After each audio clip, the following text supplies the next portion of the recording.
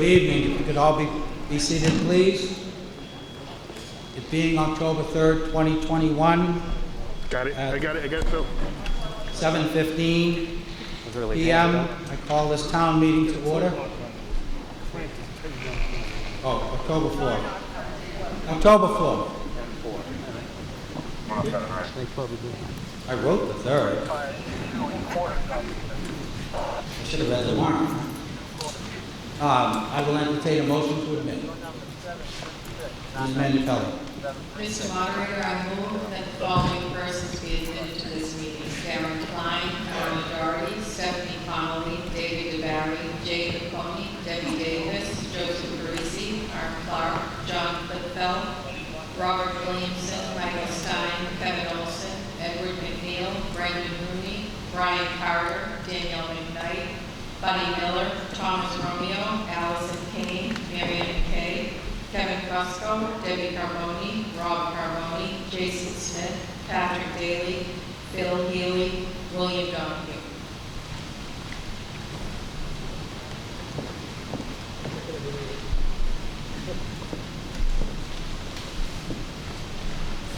On the motion to admit, any discussion?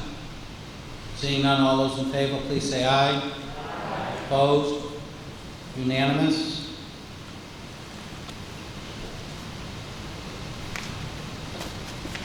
The visitors may enter the hall.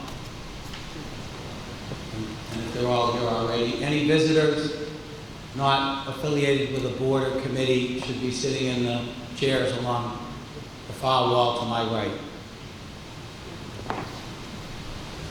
Ms. Mandichelli, would you please lead us in the Pledge of Allegiance? If you could please rise and salute the flag. I pledge allegiance to the flag of the United States of America and to the republic for which it stands, one nation, under God, indivisible, with liberty and justice for all. Thank you. Just so everyone's aware, all the registered voters are wearing a white badge. Visitors are wearing a badge with a blue stripe. So if you are one of the tellers, and there are 2 tellers tonight, Josh Simons and William Griffin, thank you both for your willingness to assist us. Please turn off your cell phones if you haven't already, so as not to interrupt the meeting. The microphones. There's a microphone there in the aisle, and there's a microphone there in the aisle. If you're seeking recognition to speak on an article, please stay plugged into that article and that motion and not drift into other subjects or topics. And if you're seeking recognition, I would prefer that you stand, go to the microphone, wait to be recognized, state your name and address, and then you may address the body. On a point of personal privilege, this young lady to my left is going to kill me. This is Barbara's last town meeting. Makes me wonder if I pull papers in January. I'll be here to pull. I'll be here to return. So, Barbara, you've been an invaluable resource to me and the rest of the community, in particular as it relates to town meeting. I know every board and committee seeks your advice and guidance, and I certainly seek a ton of your advice and guidance before the town meeting, and you've allowed me to get through, I think, 17 or 18 years of this job. So I am so appreciative, as is the body here and all of the elected boards and committees and all the appointed boards and committees. So thank you, thank you, thank you for your service.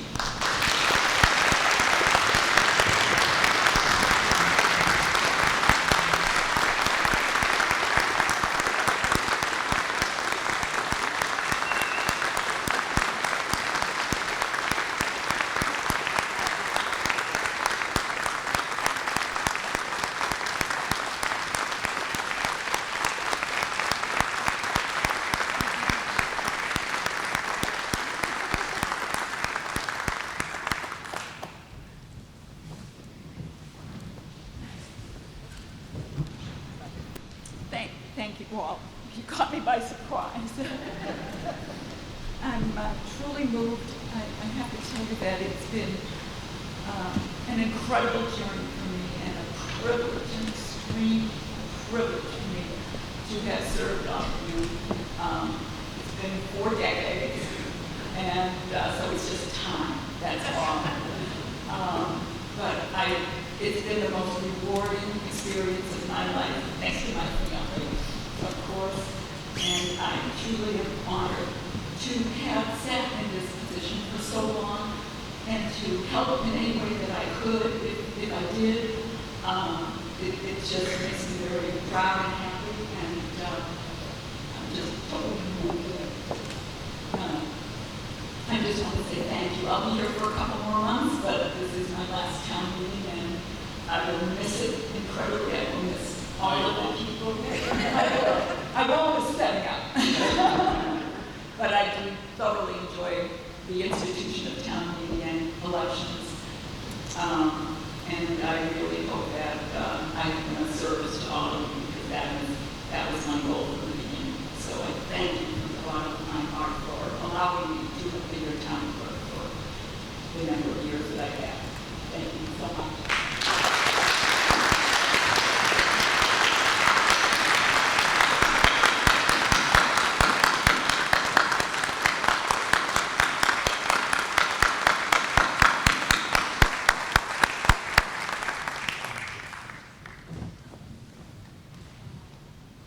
Sorry. All right, get back to work now. Ms. Manupelli, I will entertain a motion to dispense with the reading of the warrant. Mr. Moderator, I move to dispense with the reading of the warrant. On the motion, discussion? Seeing none, all those in favor, please say aye. Opposed? Unanimous. Article 1, Ms. Manupelli. Mr. Moderator, I move to hear reports of town officers and committees as may be presented at this meeting.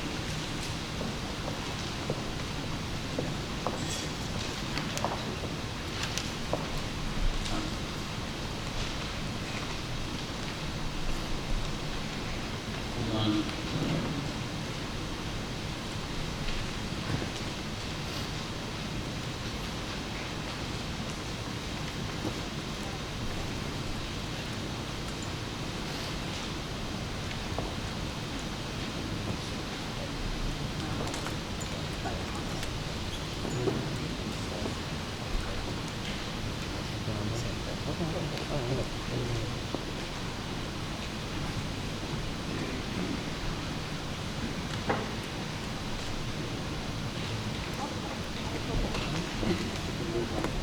Hopefully she can read what I wrote.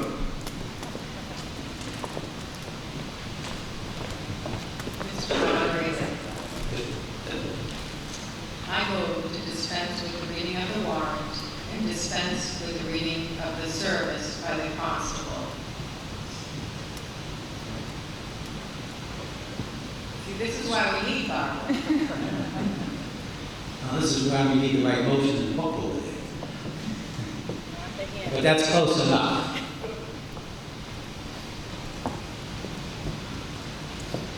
The motion's changed, so all those in favor, please say aye. Opposed? Unanimous. Ms. Manupelli. Article 1, Mr. Moderator, I move to hear reports of town officers and committees as may be presented at this meeting.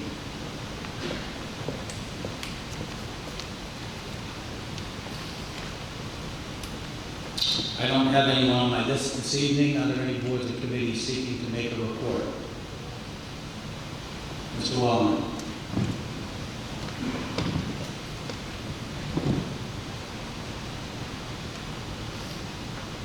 Good evening, everyone. My name is Rich Wallner. As many of you know, North Reading has and is experiencing a dramatic demographic increase in people over the age of 60. By the year 2030, we are expecting 2 out of 5 people in North Reading, or 40% of our population, will be in this category. This is double what it was just a few years ago. While this increase is certainly part of a national trend, North Reading stands out as being one of the fastest growing senior communities in Massachusetts. To help address this issue, an ad hoc group of concerned people, Kim Manzelli, Catherine McCabe-Scott, Jen Ford, our youth director, and myself, have been pursuing a formalized age-friendly designation for our town. Part of that process has been to bring in expert consultants to survey key town departments, committees, stakeholders, and most importantly, the residents in evaluating and recommending an action plan. In this case, we employed the nationally recognized UMass Gerontology Institute to do this work and received over 1,400 responses from you, a significant and very high number, higher than any study that I'm aware of over the last 10 years, which indicates a high interest in this topic. So with that intro, the results are ready to share. This presentation and discussion is called Rising Seniors, an Age-Friendly Action Plan for North Reading. We are inviting you to come back to this school on Thursday, October 28th at 6:30 to learn all about this topic. We will share results of the survey, define terms such as seniors, solo agers, and rising seniors. And that is a very important category, the rising seniors, which again, we're a standout in our community, not necessarily in a good way. We will also discuss the infrastructure and action plans needed to ensure a fiscally sound and socially welcoming community for us all. So please come and hear more and get involved. Again, it's October 28th, Thursday, 6:30 at the Distance Learning Lab. Please bring a pen and be prepared to engage in good discussion. Thank you. Any other boards or committees seeking recognition? Seeing none, you've heard the motion. All those in favor, please say aye. Opposed? Unanimous. Article 2, Ms. Manupelli. Mr. Moderator, I move to pass over Article 2 as printed in the warrant.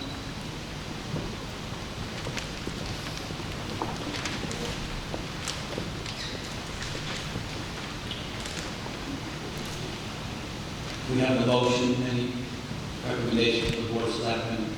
The board recommends passing over. Finance Committee.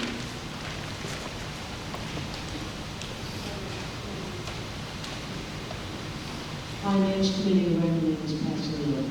Any further discussion? All those in favor, please say aye. Opposed? Unanimous. Ms. Manupelli, Article 3. Mr. Moderator, I move to pass over Article 3 as printed in the warrant.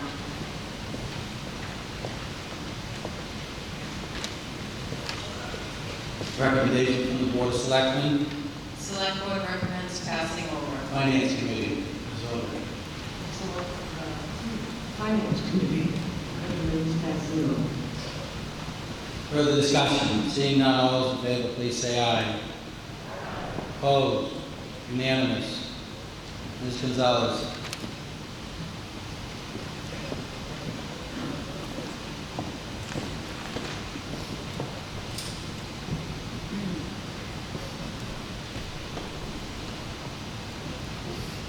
Mr. Moderator, I move to pass over Article 4 as printed in the warrant.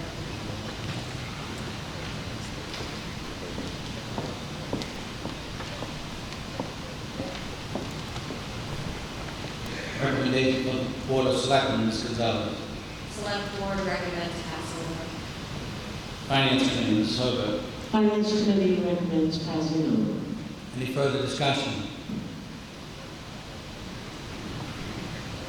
Tax bill number 24, bill for third, first Pam, please go to the microphone. Where's the microphone? Well, up front.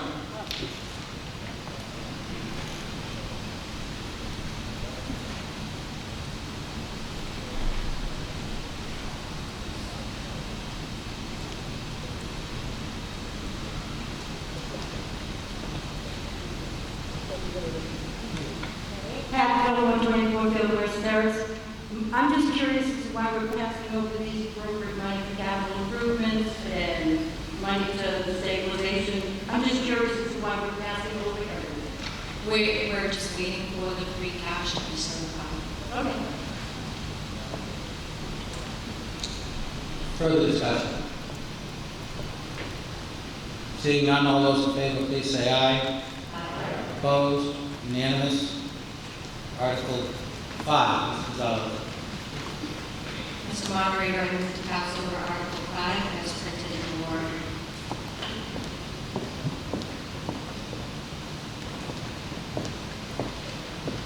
Recommendation from the Board of Selectmen, Ms. Gonzalez. Select Board recommends passing over. The Finance Committee. Finance Committee recommends passing over. Further discussion? Seeing none, all those in favor, please say aye. Aye. Opposed? Unanimous. Article 6, Ms. Gonzalez.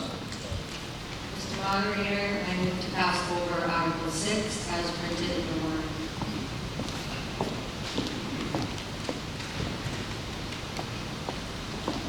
Recommendation from the Board of Selectmen, Ms. Gonzalez.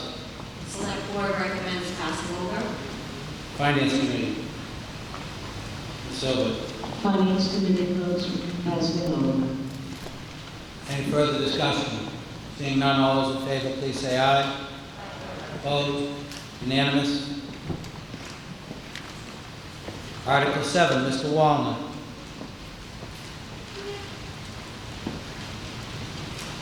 I move to amend the fiscal year 2022 operating budget approved under Article 16 of the June 5, 2021 Spring Annual Town Meeting as follows.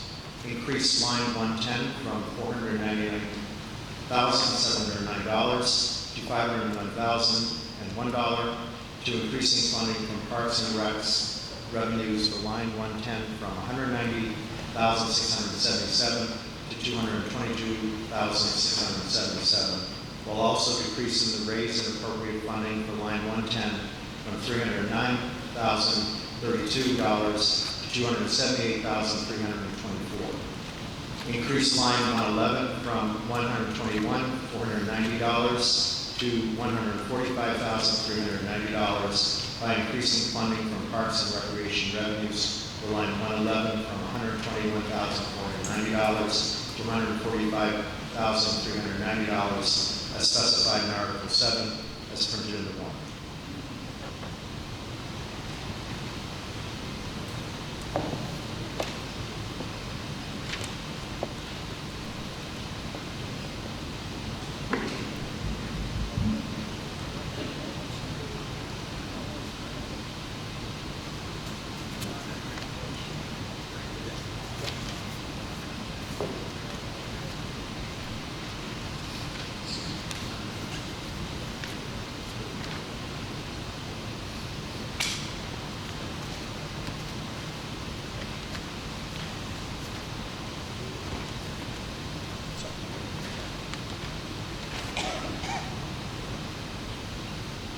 Recommend with your signature.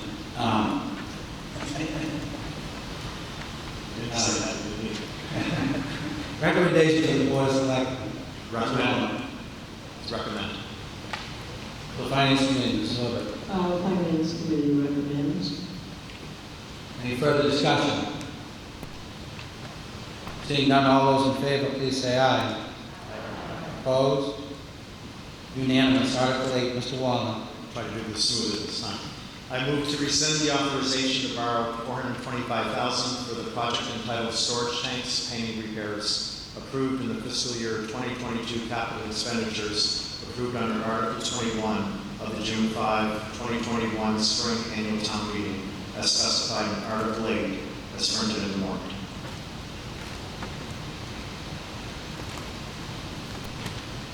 Recommendation to the Board of Selectmen. Select Board recommends. The Finance Committee, Ms. Silver. Finance Committee recommends. Further discussion? Seeing none, all those in favor, please say aye. Opposed? Unanimous. Article 9, Mr. Wallner.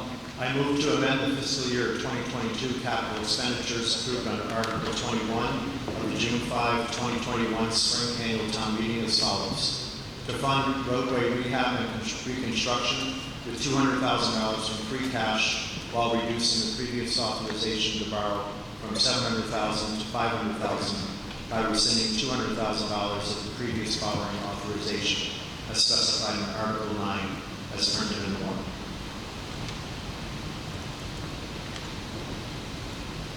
Recommendation for the Board of Selectmen, Mr. Wallner. Select Board recommends.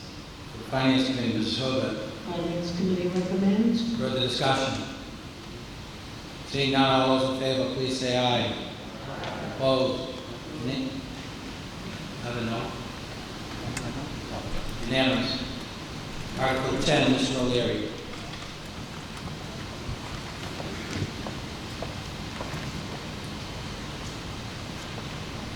Thank you, Mr. Moderator. I move to appropriate for proceeds of the sale of town-owned land the amount of $2,893,000 for the continued planning, designing, engineering, and/or permitting for the potential construction of a wastewater collection and conveyance system within and outside North Reading, including any and all costs related thereto as specified in Article 10 as printed in the warrant.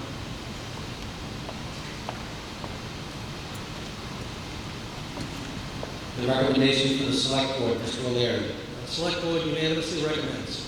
For the Finance Committee, Mr. Silver. Finance Committee recommends. Further discussion, Mr. O'Leary? Mr. Moderator, I move the leave of the meeting for 20 minutes for the purpose of presenting information relating to Article 10.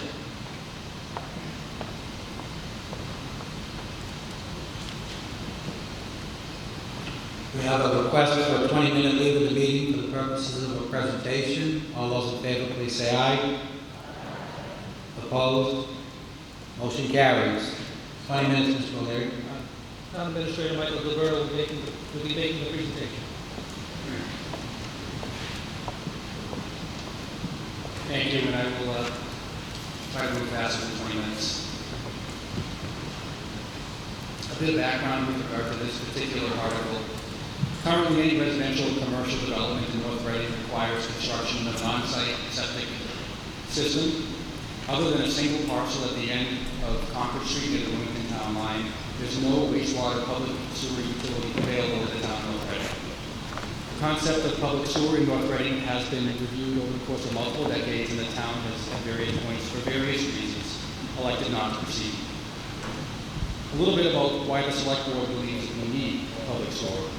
The Select Board believes that making available a wastewater collection utility or public sewer in commercial areas will promote economic development by making more land area usable for development and by allowing for more dense development in our commercial and industrial areas. Increased economic development will also provide more local services and more job opportunities for the region. A wastewater collection system will also make possible more multifamily housing construction along Main Street, creating population density to support new businesses. And additionally, the Community Planning Commission has at various times been working on identifying development possibilities for Main Street, the most recent iteration of which began roughly 5 years ago. With regard to public health and environmental considerations, a wastewater collection system will improve surface and groundwater utilities, excellent qualities such as lakes, rivers, aquifers, and wetlands. Will provide sustainable long-term solutions for our wastewater management. Additionally, establishing sewer service will benefit existing commercial and industrial base, and will also allow for the expansion of that commercial industrial base, as well as our residential tax base. With regard to the particular project history going back to 2014, this most recent review, the town had intended, as most here know, to go forward with the MWRA for water and for limited wastewater.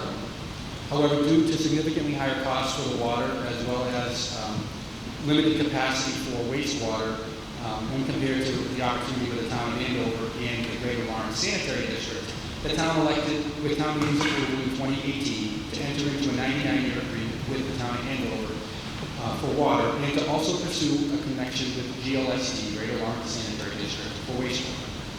Since 2018, the Select Board has been utilizing a $200,000 appropriation to further explore the feasibility of this connection. Previous planning effort looked at residential neighborhoods. However, the Select Board in recent years has limited the proposal as the first phase for the heavily commercial industrial areas of the town to minimize the impact on residential property owners. The anticipated daily wastewater volume for the proposed area that you'll hear about this evening is 320,000 gallons, compared to 1,600,000 gallons of water used by all water users in North Reading daily. The town is seeking permitting for 500,000 gallons to accommodate growth within the proposed area and or the nearby Marcus Pond area. Several routes were evaluated, and some of you have seen those routes. And although progress was slow due to the town's resources being focused on the COVID-19 pandemic, the town entered into discussions with the Mass Department of Transportation regarding a potential route along routes 28, 125, and 114 in North Reading, Andover, and North Andover.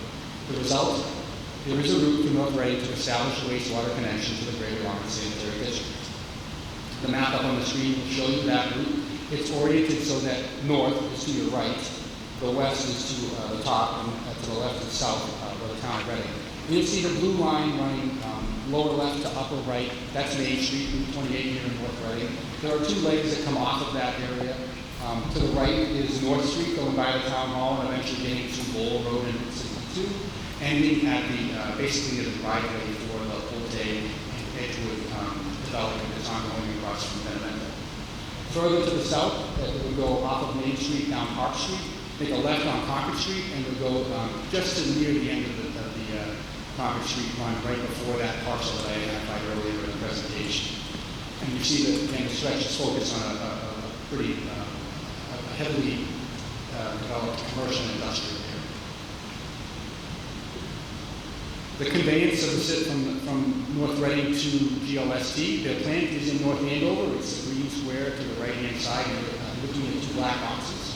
The route would go up Route 28, take a jog to the northeast on 125, and go all the way up to 114, where Merrimack College is located. It would then go down Route 114 in North Andover, where it would eventually, in the city of Lawrence, connect with an existing interceptor that would bring the wastewater flow to the plant in North Andover. The area that you may be able to see, sort of to the center of the screen there, is circled in green. And for those of you who have not seen it, it's right in front of Merrimack College. It's an area where the State Department of Transportation is already planning to do a major reconfiguration and reconstruction project on 114. It's not the entirety of the length of the stretch of 114 that we need to be on, but it runs roughly from the traffic lights at Merrimack College down in front of Merrimack College, past the intersection of Route 133 to, I believe it's Market Street on the hill as you're headed down towards Lawrence. So a little bit about why we're here this evening seeking funding. There's an opportunity to enter into a partnership with the Department of Transportation, potentially reducing the cost of construction by approximately $1 million to $1.5 million. To take advantage of this opportunity, planning and design need to begin this fall.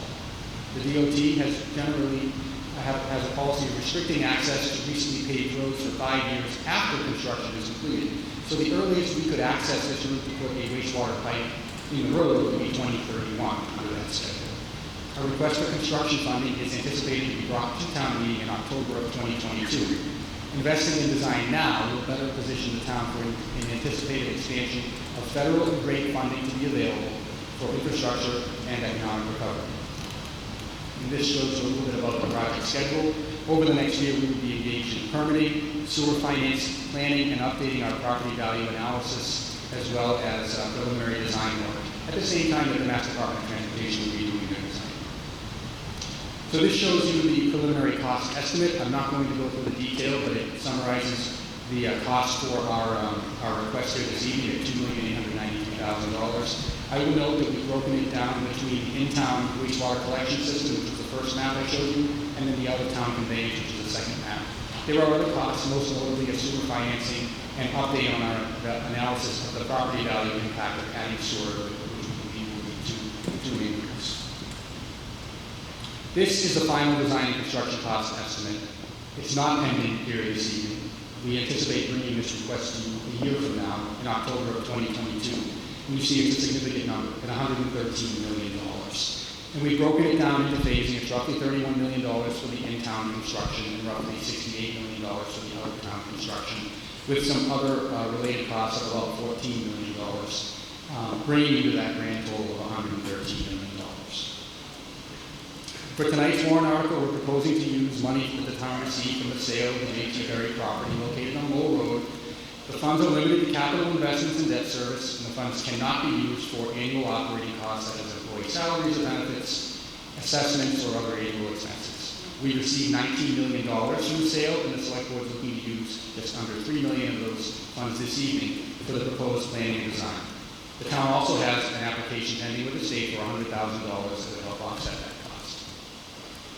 For the future construction project, there are 5 available funding sources. Available funds such as the balance of the Berry property money, betterments, which are assessments to property owners along the route, privilege and sewer-related fees, which are also assessed to property owners. They can be one-time or they can be annual. Taxes, which will be paid by North Reading property taxpayers, and any state or federal grants. As we've learned more and more about this project since 2014, the cost estimate has come down from a high of $204 million to the current $116 million, $3 million of which we're asking for this evening.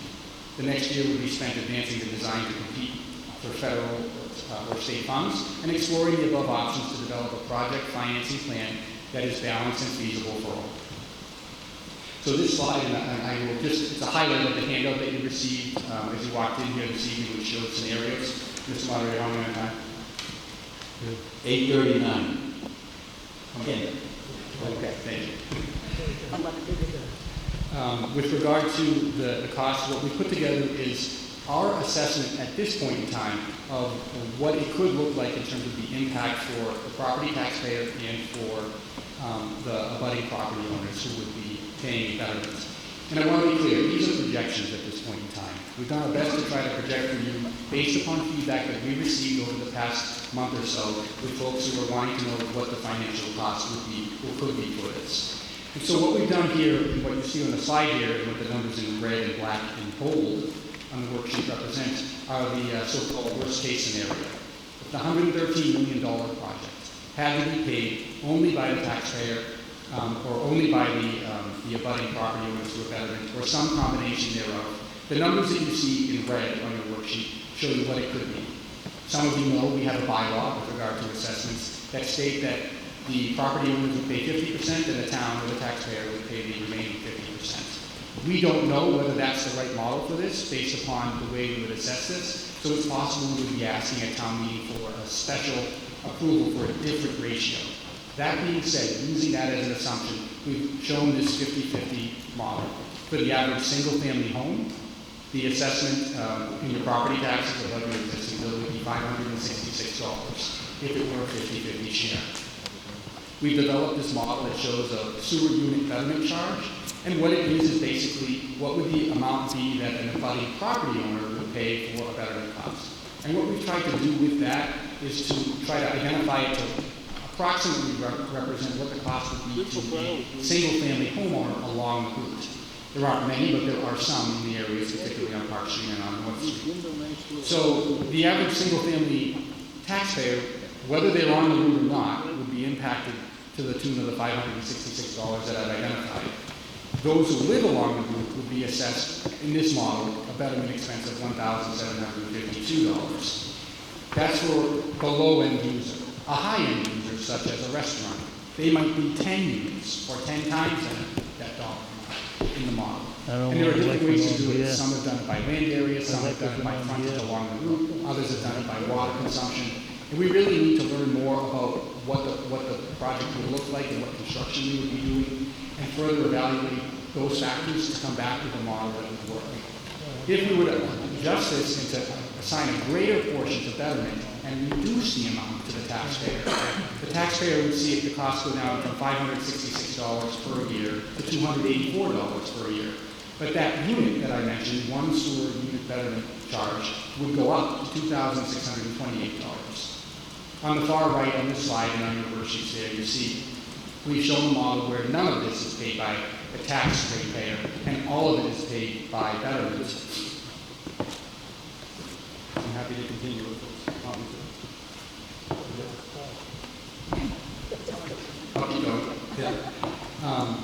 You see that the dollar goes down to $0 for property.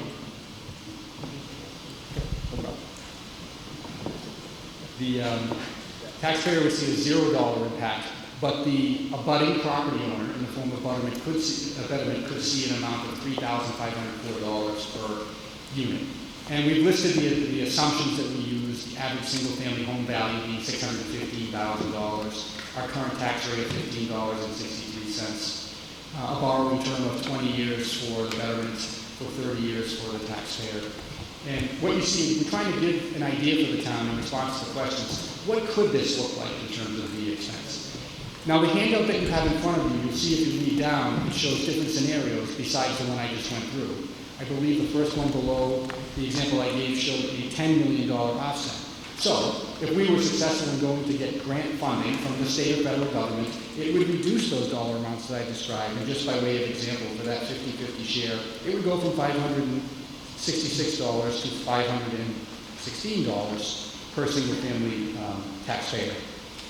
And we've played this model out a bit to show a $25 million offset. So out of that $113 million, $25 million in grants were obtained by the town. It would further reduce that expense down to $441 per year for the average single-family taxpayer.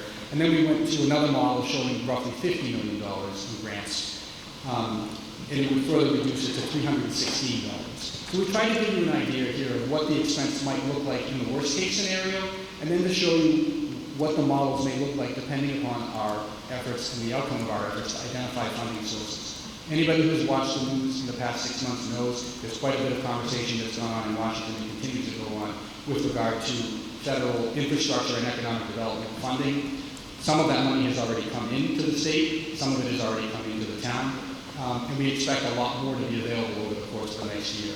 Having this funding will allow us to put ourselves in the best position. Having this $3 million, this $2,893,000 will put us in our best position to go and seek that funding and to qualify for it. In terms of our remaining options, we could do nothing and continue to rely on on-site wastewater disposal, which will tie up potentially developable land by using it for package treatment plants and leach fields.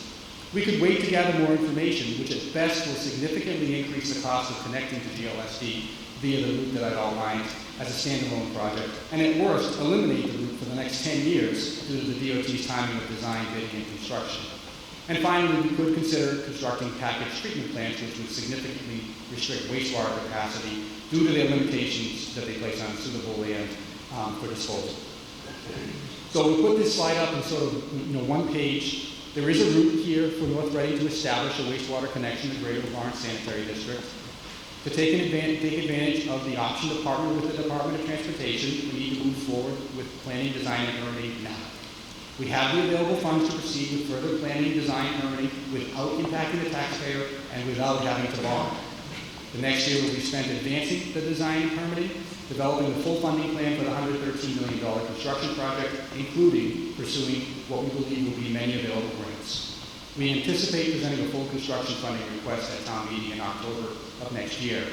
And even if that town meeting does not approve construction funding, the town will have gathered valuable information such as soil information, the potential layout for a gravity sewer collection system, and data required for permitting in the future. And that concludes the presentation, Mr. Moderator.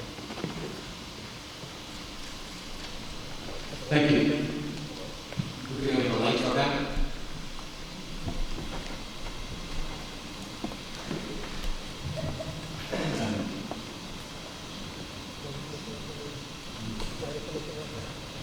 Would the Planning Commission like to make a recommendation? Mr. Pierce. Planning Commission recommends.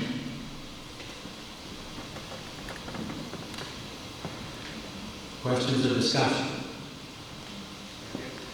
Please go to the microphone.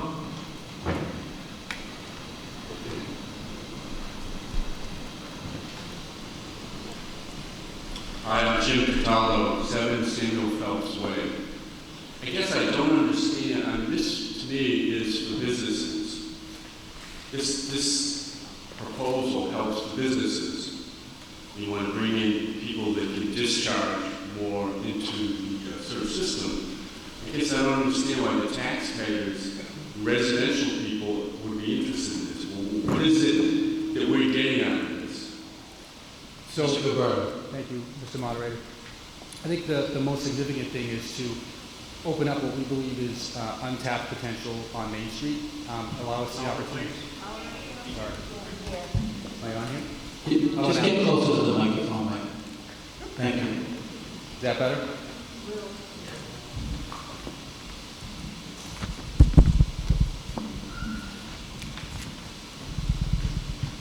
How's that better?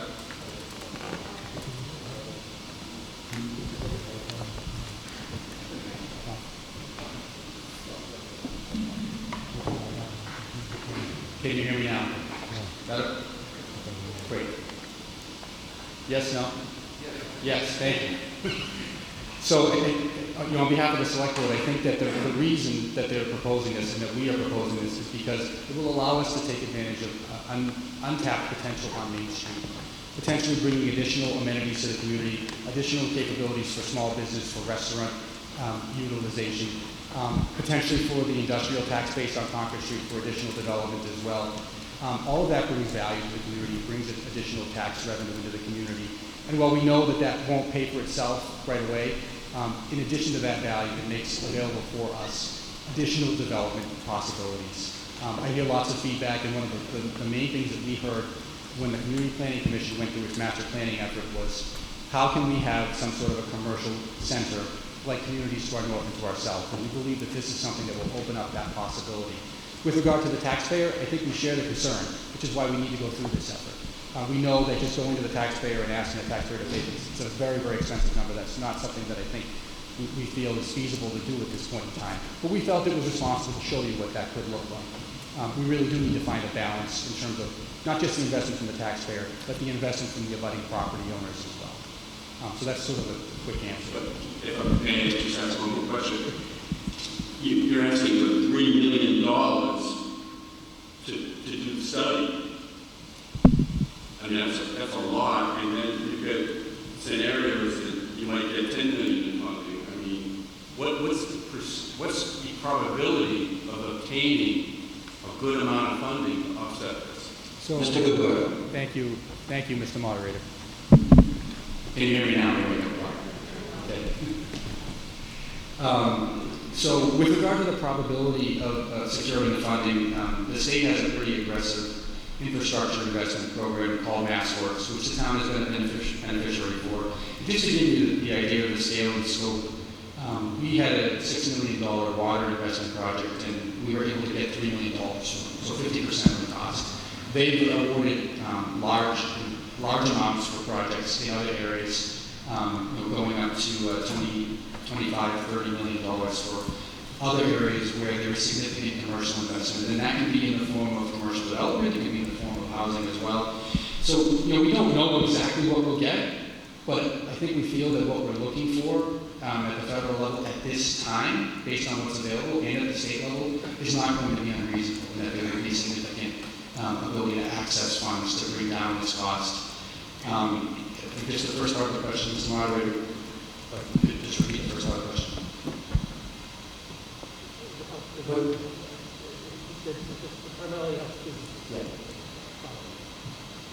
So I believe the first part of the question was related to primarily not the business, is that correct? So again, that's correct. And, the initial phase of this is intended to do that because of the feedback that we received from the Planning Commission study on the master plan. But it's also because the last time we were here asking for a significant amount of funding, some 10 or so years ago for wastewater, one of the things we heard in feedback was running through the residential areas was just going to be cost prohibitive. There's going to be too much of those particular areas to bear the burden on. And so the select board's thinking with regard to this is to get the utility up and running in the commercial areas so that when it comes time for us to seek to expand, and you saw in the discussion here, we have the capability to add sewer flow from what we're proposing here. It won't be as much of an impact on those residential property owners who might be looking to connect.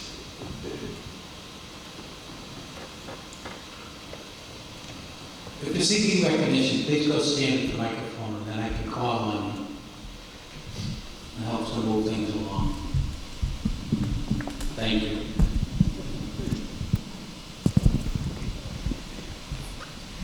Yeah, Robert Atkinson Jr., 82 Elm Street. I'm not opposed to doing the study in principle. Obviously, $3 million is a lot of money in anybody's book, but at least getting a better idea of what we'd be looking at for costs if we do the design work up front, particularly given MassDOT's insistence that that this is a time critical because of the required work that they plan to do on Route 114. However, I don't know if I can support it until we see the plan a year from now in October.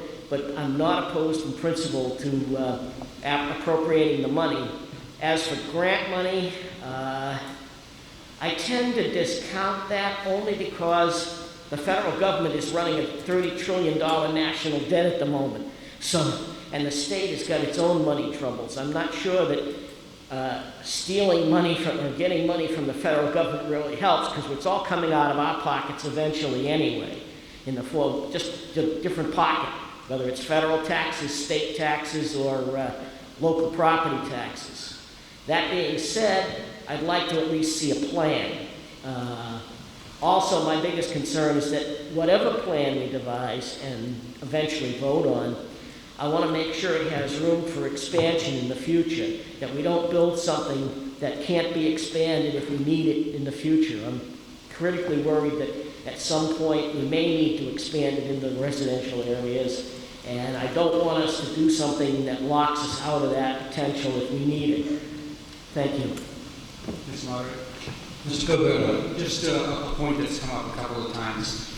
We've gone through the study phase of this at this point, and we're here asking for funding that would advance design, permitting, and engineering. I mean, this is beyond this request is beyond the study, and that's why it's so significant in terms of its cost.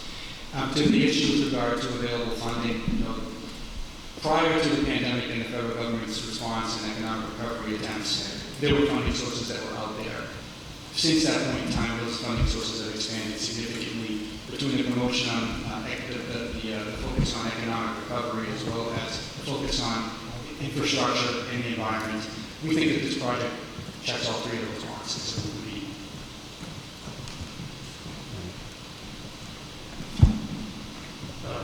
My name is Mike Sheehan, 28 North Road. Just to clarify, and I think you said it, I just want to make sure I heard it right too, that the W.T. Berry stuff, the William Berry stuff, funding has to be used for capital planning. It can't be used for anything else. Well, I'd say this is kind of what it's for. So the money sits there until we do some planning. I assume that some of the planning exists. I've been around for a long time to know this has been kicked down the road way too many times. Sooner or later, the town's going to do something. And let's face it, 28, if you have enough paper plates, there's a good reason for it.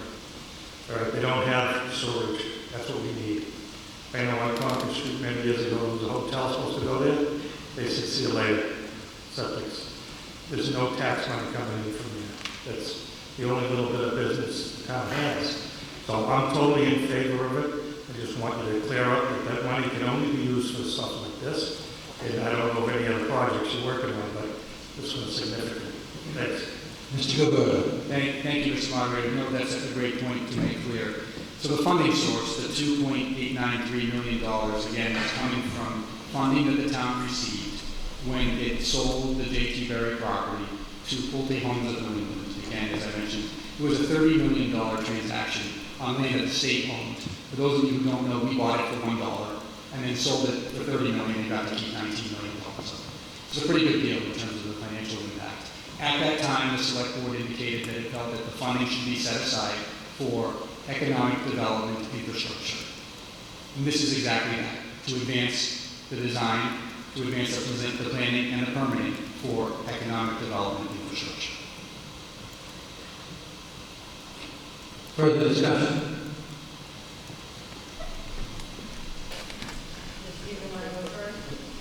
Pat? Again, I just have questions about the funding because I keep hearing if, maybe, if we get. We don't know that we're going to get all that funding. And I mean, again, the state, the country is in dire straits right now trying to pass an infrastructure bill that seems not to be going anywhere. And the property on 28, you keep saying development with multifamily homes. Where? Where are the multifamily homes going to be going on Main Street? I've lived in North Reading for 60 some odd years. And driving through, even exploring some of those areas when I was a kid, there is no room for multifamily. You've got the apartments.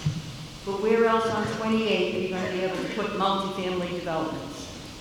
And you've got these new businesses that came in that have just spent $40,000 to $100,000 on septic systems for their businesses. And how much are they gonna have to pay to get this hooked up? And in regards to the question about using the money for upgrade, we've got a lot of streets in North Reading and a lot of sidewalks that have to go into North Reading. Some of that money that's sitting from the berry could go to the streets, go to the sidewalks. Mr. O'Leary. Thank you, Mr. Moderator. And thank you, Mr. Gilberto, for the detailed presentation and direct answers to some of the questions. You know, the board, this current board and previous boards that have been on around for a little while here, and we've been talking about sewage on Route 28 Concord Street for as long as I can remember, 50 years. I can tell you right now, in all of my years of experiences, right now is the most opportune time and the closest we have ever come to bringing this to fruition at a reasonable cost. There's bipartisan support at the national level for this infrastructure bill. You know, what they're fighting over is other things like the debt ceiling and all the rest, but there's bipartisan support, and there's no doubt in most people's minds that they're going to pass some sort of an infrastructure bill here, which is going to have a major impact across the entire country. This positions us to be in a position where we can almost be shovel ready to apply for grant funding, and not just the federal but at the state level. So historically, you know, this has always been on everybody's front burner as far as a goal or objective. Every board, whether it be the select board or the planning commission. You know, and the question is, you know, why? You know, why is it important, and what was the return on our investment, right? This is not just for businesses. First of all, we're going to have, from an environmental standpoint, in the not-too-distant future, have to address the issues of septic systems anyway. And for the town of North Reading, Route 28, Concord Street, and Myers Pond area are primarily the most public health environmental sensitive areas that we're going to have to address in some form or fashion anyway. So now the question comes in. We're looking for $2.893 million tonight to bring forward, not a study. These are design plans and permitting. Design plans and permitting. So that we know exactly what this is going to cost us. We're saying right now it's $113 million, which you've got for estimates here, as far as the average taxpayer can reasonably guess, assumes that there's no money, no federal money, no state money, no grant money. It assumes no new growth out there. This is the worst case scenario from an economic standpoint as to what it's going to cost you as a taxpayer. All of us sitting up here are taxpayers here in North Reading have the same questions you haven't had. You know, why? What's it going to cost me? What's it going to make? And how does this benefit? This is not just for businesses. It's for the property owners out there. Sure, it's going to be a betterment out there, and it's going to cost them some money, but the increase in valuation on their properties is going to increase significantly also. There is a return on their investment and the cost that's going to be associated with this. And again, there'll be appropriately a lot of the costs associated with that. But for us, you know, who live across the town and we're never going to see sewage, if we get increased tax and growth out here, the share of the burden is going to diminish for the regular property tax owner, and the commercial industrial property will go up. Right now, we're probably less than 10% commercial industrial property here in North Reading. That's why the residential property costs here are higher than the environmental communities. They have a bigger commercial base. This will provide us an opportunity to shrink that, increase the commercial industrial tax base, so that it grants you relief as a residential property tax. Again, the funding for it, the J.T. Berry funding, is town manager report. We had $19 million dropped in our lap. And we've been very cautious, Select Board, Finance Committee, Planning Commission, as to how we're going to spend these monies. First of all, we're limited as we can spend it on, but what are we going to spend it on? We've had it for several years now, and we haven't touched really a dime. It's purposes exactly like this. This is exactly what we had in mind. When the opportunities presented to itself, we need to be ready to strike on the iron top. Because of the Mass DOT project up in North Andover, we have an opportunity to move this timeline up to somewhere in the future 10, 12 years out, and I was going to say 6 to 7 years, 6 to 9 years, and it's been 6 to 9 years since we talked about that timeline. This keeps going on and on and on. This is a definitive timeline that we can piggyback on the Department of Transportation's project up in North Andover. And in doing so, we're talking 5 to 6 years for completion, and we're talking about saving $1.5 million plus by not having to reopen the road and waiting 10 years before we get the opportunity to think about it. One thing that's very important for everybody to recognize here, and I know some of the concerns that have been expressed to me and the letters to the editors, what's going to happen on Route 28? What if we don't want anything to change? What if we don't want a significant number of multifamily homes out there? What if we don't want a lot of commercial development? Those decisions are going to be entirely up to you. Entirely up to town meeting, not the select board, not the planning commission, not the finance committee. We can make proposals. You have to make the decisions. You appropriate the money. If there's going to be significant housing out on Route 28 or Concord Street, you have to change the zoning.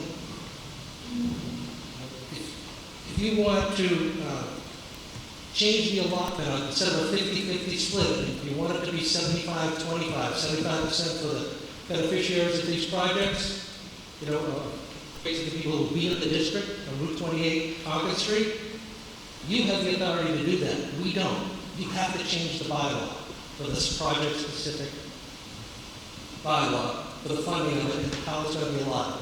All that's going to be presented to you. But we need the money to take these plans on this project to fruition and completion in order to come back to you with an exact number of what we're looking for. We have $113 million out here right now. This includes a 25% contingency in it because of the low stage that it's at.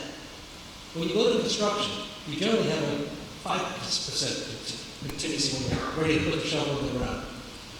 So what we've given you is this $566 in the average household. This is the worst case scenario. It's status quo for Route 28 as far as what's currently developed out there is what's there now and what's on the ground. No more, no less. No new growth fields. It's $113 million financing, which we know is going to come down. It's no money from the state government, no money from the federal government, no additional use of funds of the J.T. Berry. It's putting the bill through real estate taxes and benefits. This is the worst case scenario. These numbers we're presenting to you tonight are only going to go down. It's only going to get, the picture's going to look better.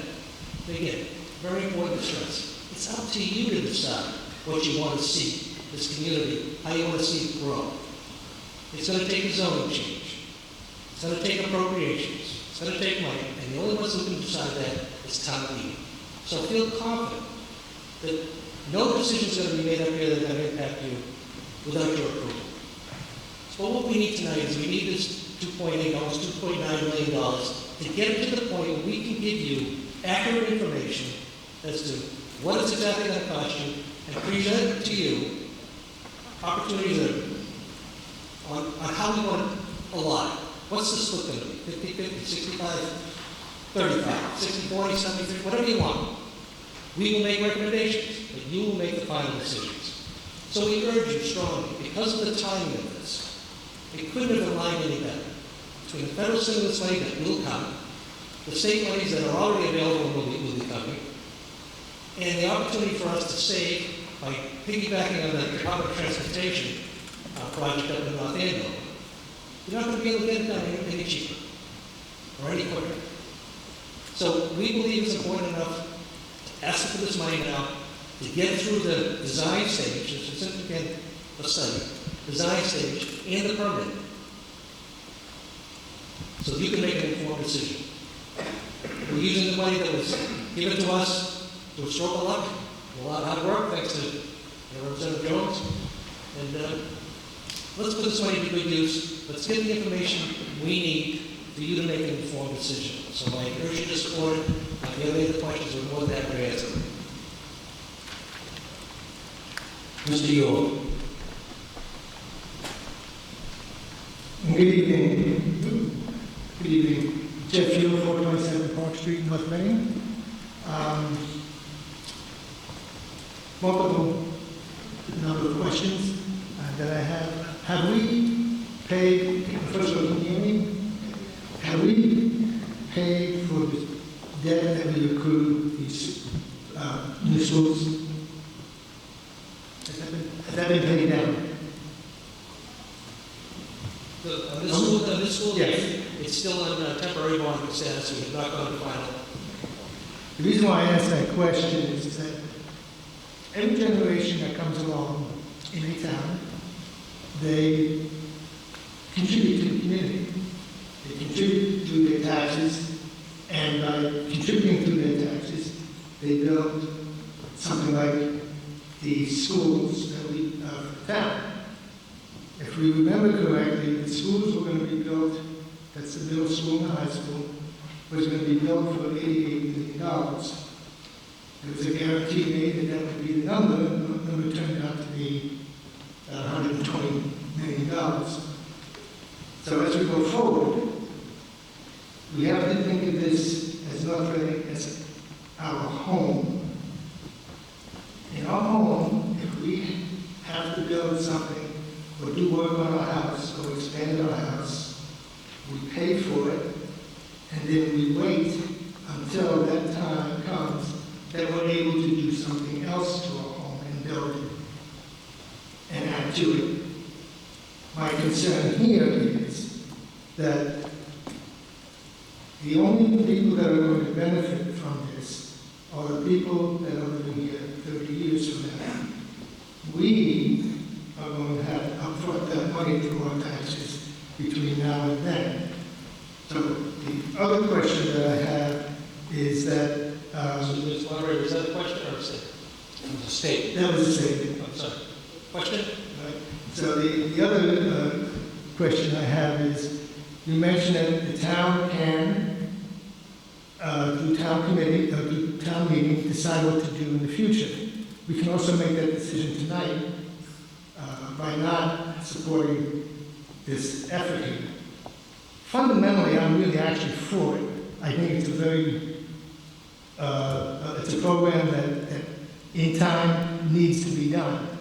But I don't think that you can take the current generation asking to pay for the schools and to pay for this infrastructure all at the same time going forward. So my question to you is, do you think that this generation of families in this town should be responsible for the complete future of the town, whereas the next generation is in a position to better determine which direction they want the town to go? Mr. O'Leary. I'll try and answer. Do I think, we'll put it this way. We have an opportunity to address some very real concerns, the environmental, public health, and economic development. We have before us time and place where opportunities are presented to us that I haven't seen in 50 years. Should we take advantage of that? That's entirely up to the body politic here. I personally, yes, we should. And what we're asking for tonight is $2.8 million, $2.9 million to get some significant answers, to get clarity on costs and what you're talking about to do, so we can bring it to town meeting next year. So, in answering your question, hopefully this answers your question. Should we be spending $2.9 million of our money that we have in the savings down the piggy bank right now, that was dropped in there by somebody else, and isn't coming through tax dollars and isn't going to impact anybody's tax bill, to invest in this, keeping in mind that the information that we glean from this design plan and the permit will be useful information, not just for next year's town meeting. If town meeting next year decides thank you but no thank you, that information that we glean now will be useful. It's not wasted. It's not untimely, and it's not information that's going to grow stale, other than the cost escalations. The topography, the survey, everything that goes into this, the permitting, is going to be useful for generations to come to utilize it. We choose not to do so, as I suggested. So, should we? Yes. Should this generation, people in this body right here tonight, support this? I would think absolutely 100% we should be unanimous on it. And I respect those people who say no. But To me, this is, I have never seen the stars align such as they are tonight. Mr. Moderator? Mr. Yule. Yes. You mentioned that the plans will be permanent. This plan design will be permanent. The plans that we'll be drawing up and designing right now are for this route to the Greater Lawrence Sewer District. And you're probably aware, as are most people here, we looked at multiple routes to get to the Greater Lawrence Sewer District, including 2 others going through the town of Mado, up through the Ballardale section, bypassing Route 28 in the downtown, and ending up in Shawshene, and going straight up Route 28. A little shorter routes, but far more complex in relation to trying to tie into an aging system, which will need significant upgrades, and disrupting neighborhoods in the downtown area, which was just dug up because of the gas leaks a couple of years ago. In addition to that, if we go through Andover, there are additional costs associated with that, with the upgrading of that system, which we would be responsible for, upgrading of their pumps that we would be responsible for, and then we'll be forever responsible for our share of their operating costs forever and a day. This route that we're talking about, we would own, we would maintain, and we would operate. And all we do, and again, we're not disrupting any neighborhoods. Mr. Yule. I don't think that was my question. I think you mentioned earlier that the plan design is permanent. Did I misunderstand that earlier? Or? The information that will be included in these design plans are not going to change and can be useful for years to come if we opt not to do it next year. Mr. Yule. So that would mean that if we did it in 50 years, these plans would be... That's right, because what we're doing borings, and so we're going to find out how deep do the pipes have to go at each and every location, all the way along the route. Surveying, what do we need for land takings, what do we need, what do we own, what do we have to do? Permitting through the state, allowing us to go Route 28, 125, 114, all be done. Nothing changes. Route doesn't change, topography doesn't change, what's underneath the ground doesn't change. And all that information is going to be gleaned through this study, the permitting and the plans that we're going to be designing for next year. One last thing, please. Last thing. Yes, last thing. Okay. As much as I have been in the past very much supportive of this plan, of this approach, and it's something that North is going to have to address, if not now, definitely in the future as far as I'm concerned. But I don't think that at this time we should be doing this because there are future generations that might have a different perspective on what to do with the town. Thank you.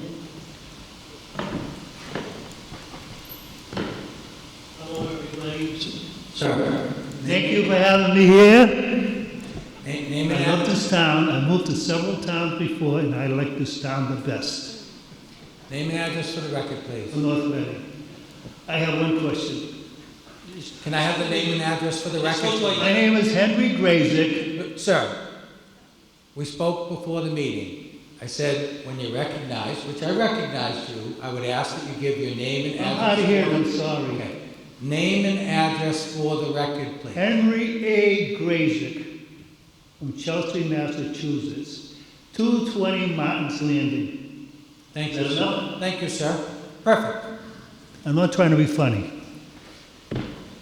How many people are here tonight? 200 people, maybe? Maybe? Maybe, yep. Now, I've never gone to a town meeting before in my life. Welcome. And you guys do a lot of work. You telling me all these people vote for all your articles, then you pass all the articles, right? There's 17, 18,000 people live in this town? Possibly? 16.5. Yep. So all these people are going to tell what they're going to do for the next year. What about the other 16,000 people? They have the same opportunity. You're going to tell the 16,000 people to come here and vote on your stuff? One of the beauties of being here, Mr. Grazik, is Well, we have open town meeting. Can you do it by mail and tell what you like and don't like?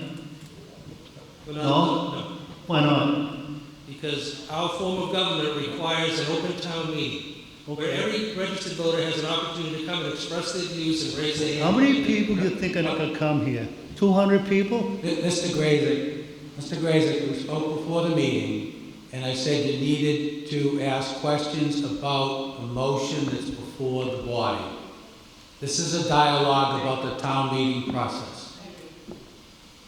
Thank you, sir.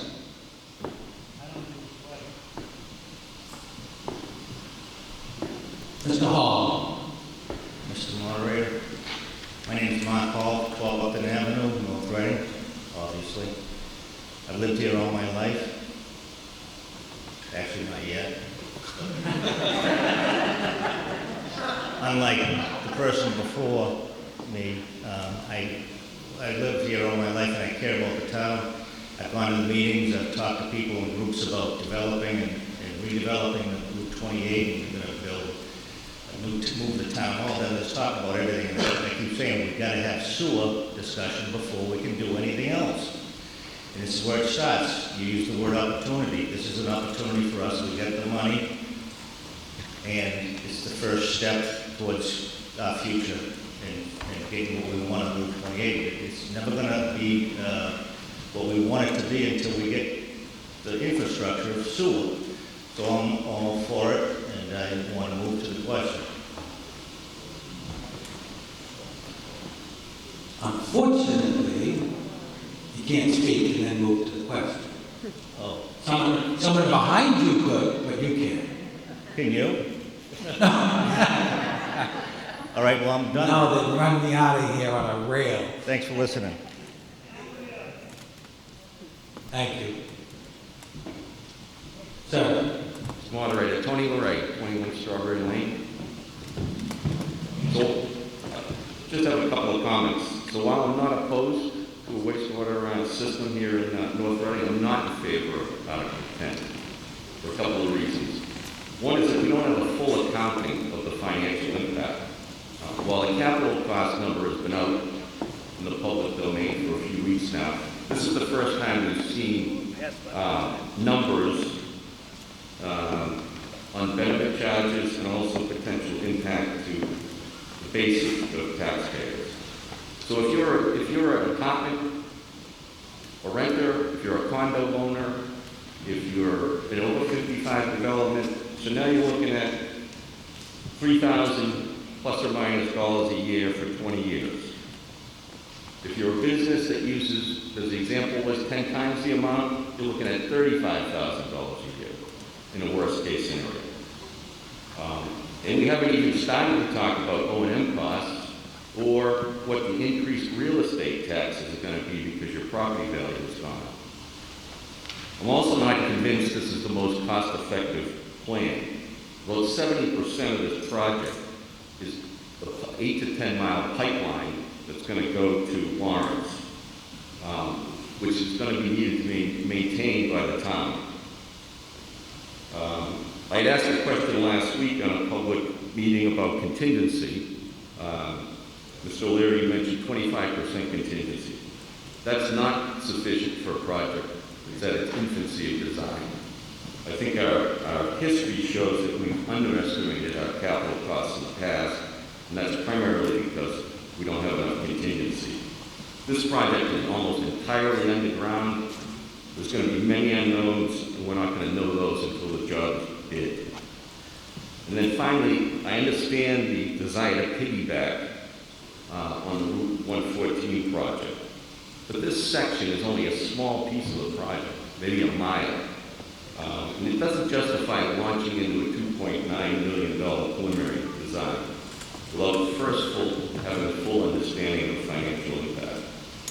If we have $2.9 million to spend, I think a better use is on senior housing or affordable housing. Thank you.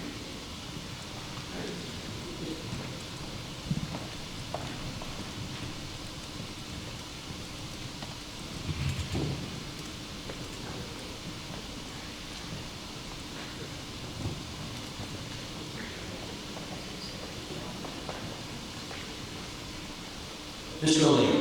Thank you, Mr. Moderator. And just in relation to we don't know what's below the ground, that's exactly right.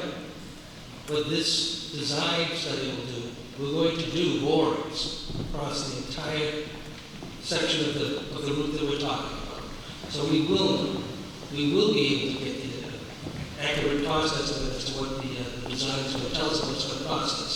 Again, this whole project started, 50 years ago, in 2014 in earnest, again, when we struck the deal with Andover and we got them to agree to assist us in getting to the Greater Lawrence Sewer District, which right now, which is our only opportunity and our only place to go if we want to have sewage, it's Greater Lawrence Sewer District. We can't go to Salem, South Essex Sewer. 1972, we had an opportunity to do that, and town meeting chose not to do it. We didn't do it. So that's out. There are capacity, there are all sorts of orders can't do it. MWRA, we were involved in extensive negotiations with the MWRA over a 2-3 year time period when they were trying to sell us water, and in that we were negotiating tie-us into the sewer district. They've had a moratorium on new communities going into their sewer district since the federal court order way back in the 70s. They haven't expanded into any other new community since. They don't want to. It's not a moneymaker for them. Selling water is. As a carrot, they threw us an opportunity to do 1.25 miles on Concord Street. No future expansion anywhere else in the community. That was the dead end. That was the best offer. Okay, we didn't go. So we can't go to the MWRA. The only opportunity we have for wastewater is Greater Lawrence Sewer. Plenty of capacity, plenty of opportunity. We've met with them twice. They would welcome us. They would work with us. They would assist us in the permitting, and they want us to come. Andover is all through their word and the deal that they struck with us when we bought water. They would support it. They sit on the Greater Lawrence Sewer District board. They have a vote. They're already advocating for support for us going up there. So we will know, and I respectfully disagree that we won't have a good idea as to what the cost is going to be. Keep in mind, 2014, we were at $200 million, $104 million on this project. We're now at 113, with this thing at $116 million. We have spent $200,000 of your money to investigate and design and permitting here for this exact purpose, to get us close to what it's going to be. We're confident. We believe 25% is a reasonable number at this phase of the design. And we also are very confident that the construction figures are going to decrease as we get closer and further into the design. So again, I would urge you to support. Thank you for listening. Oh, to my right, ma'am. Hi, Debbie Savarese, 4 Sargent Street. Are you asking us to vote tonight to release money from the poultry funds, but you're not asking us for our taxes right now? Mr. O'Leary. Yes, thank you, Mr. Bonner. Thank you for the question again. So we get focused again as to what we're asking for. We're asking for $2.893 million from the poultry fund. Money that's in our piggy bank right now to take us through design and permitting and additional updating of the property valuations of Route 28 and Concord Street. Not the construction. The findings of this appropriation will allow us to come back next October, which is our timeline and game plan, with a definitive plan for construction and actual cost as to what's going to be. And that's when we'll be able to decide, yes or no, what the cost is going to be, and what the split is going to be between the users of it and regular taxpayers who are not going to see any direct benefit from that. So you're absolutely right. Thank you for asking the question.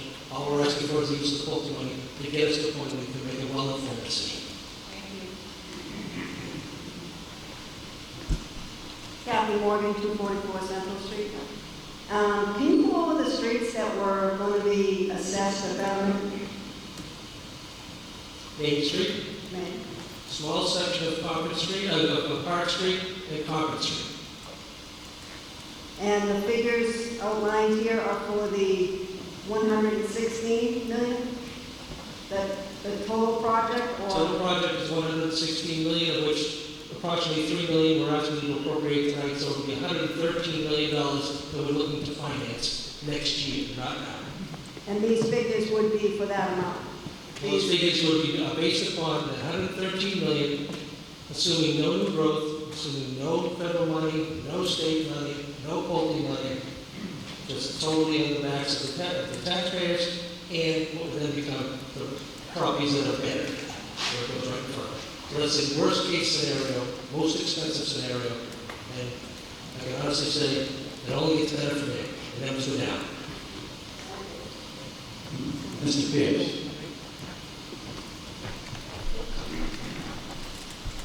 Thank you, Mr. Moderator. I spent 15 years on the wastewater advisory committee, and that committee ended up maybe about 8 years or so ago.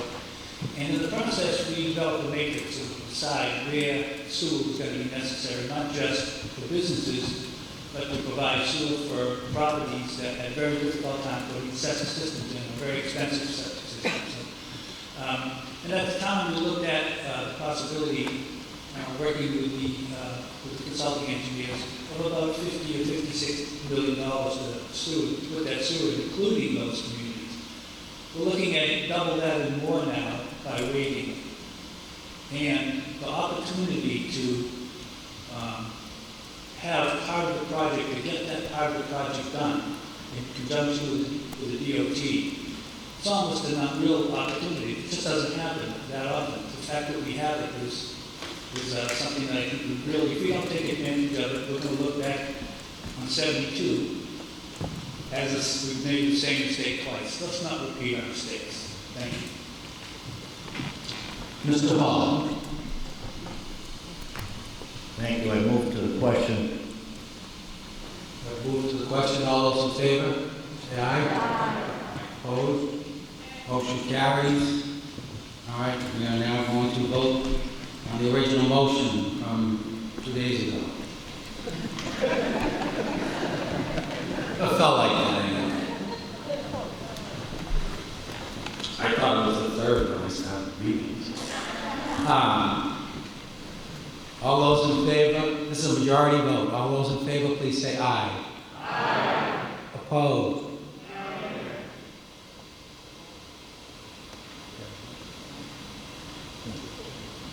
Yeah, motion carries.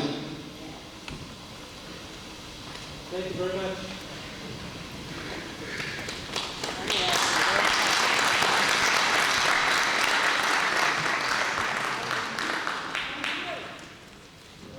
Article 11, Mr. O'Leary. Come on, you got 2 more. Already?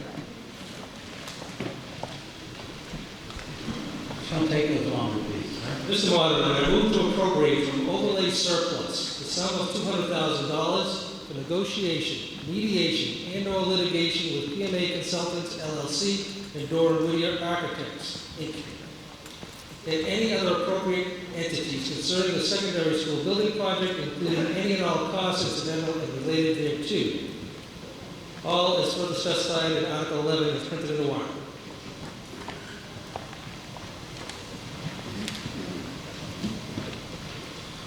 Recommendation from the Board of Selectmen, Mr. O'Leary. Board of Selectmen unanimously recommend. For the Finance Committee, Mrs. Herbert. The Finance Committee recommends. Would the school committee like to make a recommendation? No, they would not. Okay. Further discussion? Dan? Thank you, Mr. Moderator. Sorry. Call it up. Yeah. Helen Mayer, 291 Havel Street. So you're asking for another $200,000? Is that the request? Yes. And so what's the total amount now that was spent on the litigation? Mr. O'Leary. Approximately $1.2 million. $1.2 million.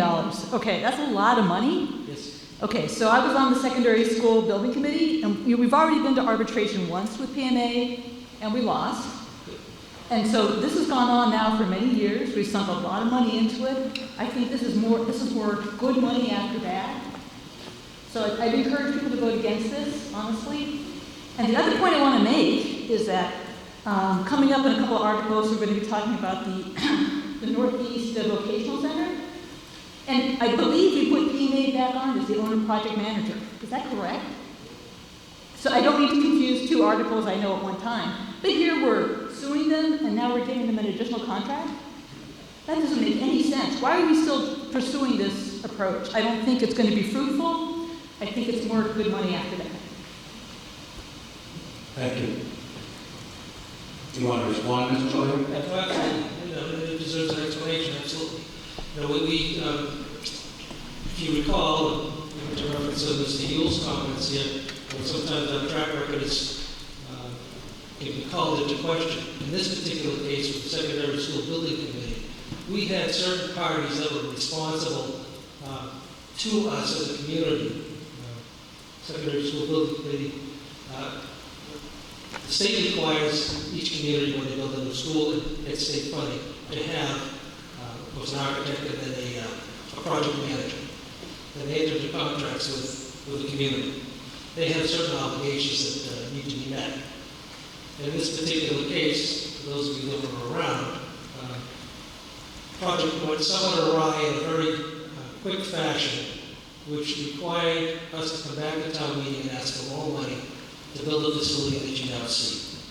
This facility that you see is pretty much what was told to us by our architects and our project managers, concurred with them that it would only cost X number of dollars. And then a whole host of things occurred, which required us to come back and seek additional funds, which we did. When we came back with those additional funds, we stood up here and said to you that we were going to hold the responsible parties responsible for the action and inaction and inappropriate action that they took, which cost us significant time and money. And we've done that, and with your support, town meeting support, we have now spent, it's been appropriated by town meeting, and supported to file suit and follow suit. We're dealing, of course, with the defendants and their insurance companies who have obviously thrown everything they can at us to try and get us to walk away. Good money from it, it's a bad deal. Without reaching into the confidentiality of the situation, we have a trial coming up in January.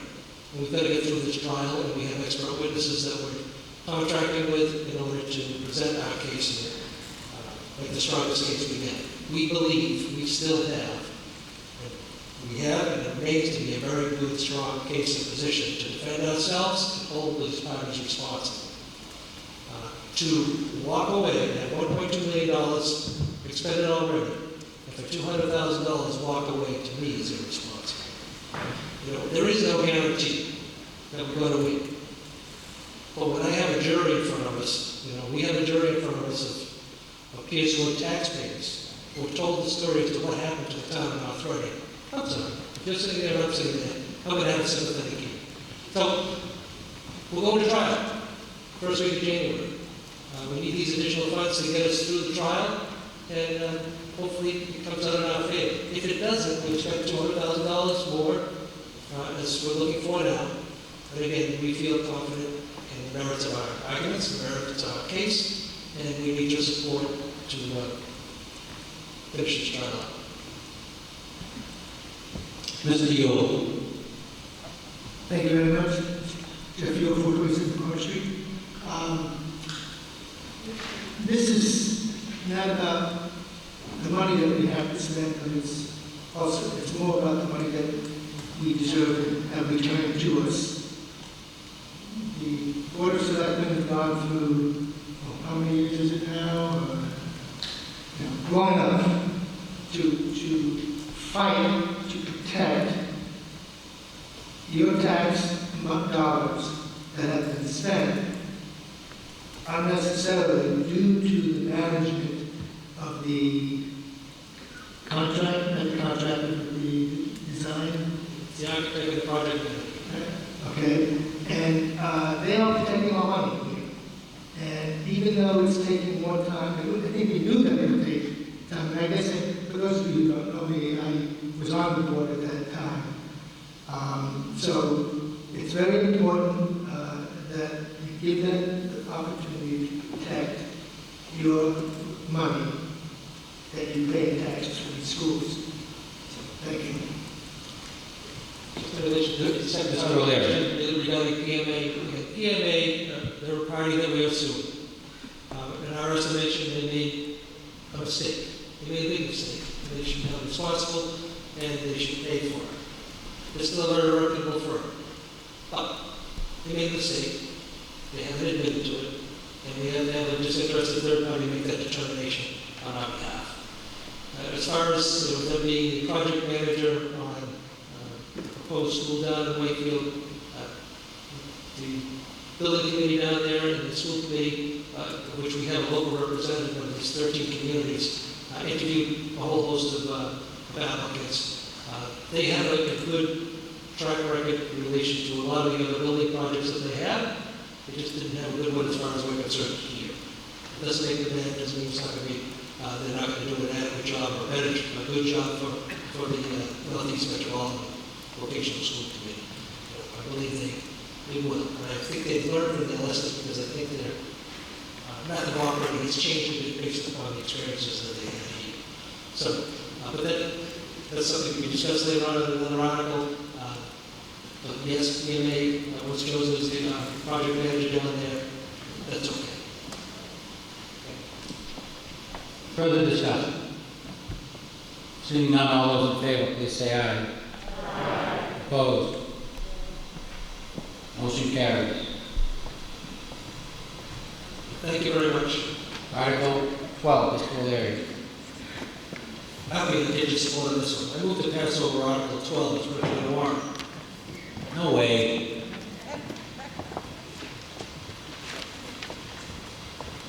Recommendation from the Board of Selectmen, Mr. O'Leary. The Board of Selectmen unanimously support passing over. Ms. Sobel for the Finance Committee. Finance Committee passes over. Any further discussion? All those in favor, please say aye. Aye. Opposed? Unanimous. Article 13, Mr. Studo. Oh, I'm sorry. Mr. Pierce. Thank you, Mr. Moderator. I move that the town authorize the select board to convey that certain parcel of land known as 57 Hayward Street, identified as parcel 67 on town census map 40, and being more particularly described in that deed recorded in the Southern Middlesex Registry of Deeds in book 30669, page 47, for the sole purpose of securing the construction thereon of one or two residential units of affordable housing to be maintained as such in perpetuity and upon such further terms and conditions and for such consideration as the select board deems appropriate, provided that other areas on the property be reserved from any such conveyance in the location determined by the select board pursuant to a plan filed with the town clerk, and thereafter be held in the care, custody, and control of the Conservation Commission for conservation purposes.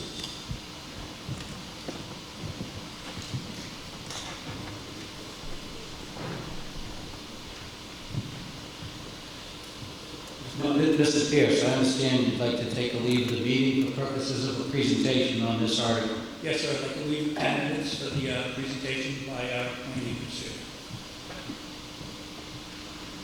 We have a leave of the meeting, 10 minutes for the purposes of the presentation.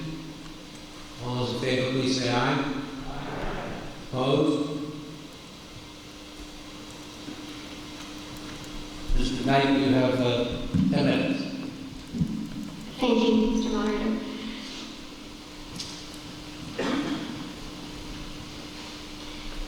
The CPC has proposed that 4 properties in the Affordable Housing Overlay District, 57 Maple Street, 44 and 46 Oakdale Road, and 7 St. Teresa Street be conveyed to a developer for small affordable housing projects to be built.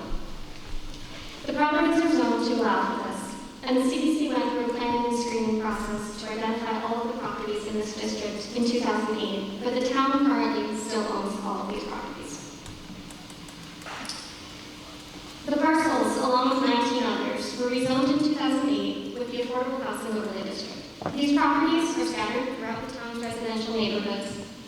While they were zoned for this purpose in 2008 and also highlighted in the town's housing production plan as a good opportunity to develop several units of affordable housing, they've not yet been conveyed for this purpose. They were added to the town's zoning map in order to enable the development of small to moderate scale projects so that the town could provide some new units, some new housing units at price points more affordable to families earning less than the area median income. They were also zoned in this way to help the town town make progress toward its goals of reaching the required 10% subsidized housing under Chapter 40B. The town has surpassed its 10% threshold after the construction of the Edgewood Apartments, but because market rate development overtook affordable housing construction, the town dropped below 10% after the 2010 census.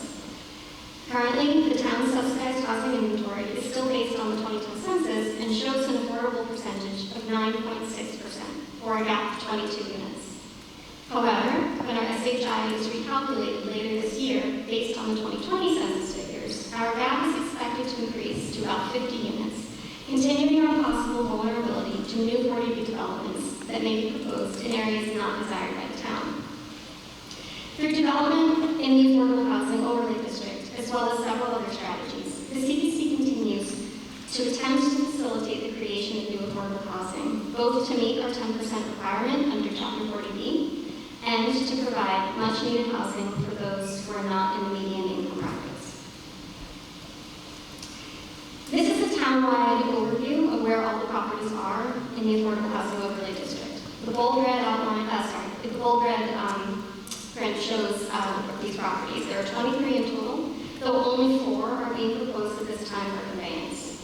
7 St. Teresa Street, 44 and 46 Oakdale Road, and 57 Maple Street.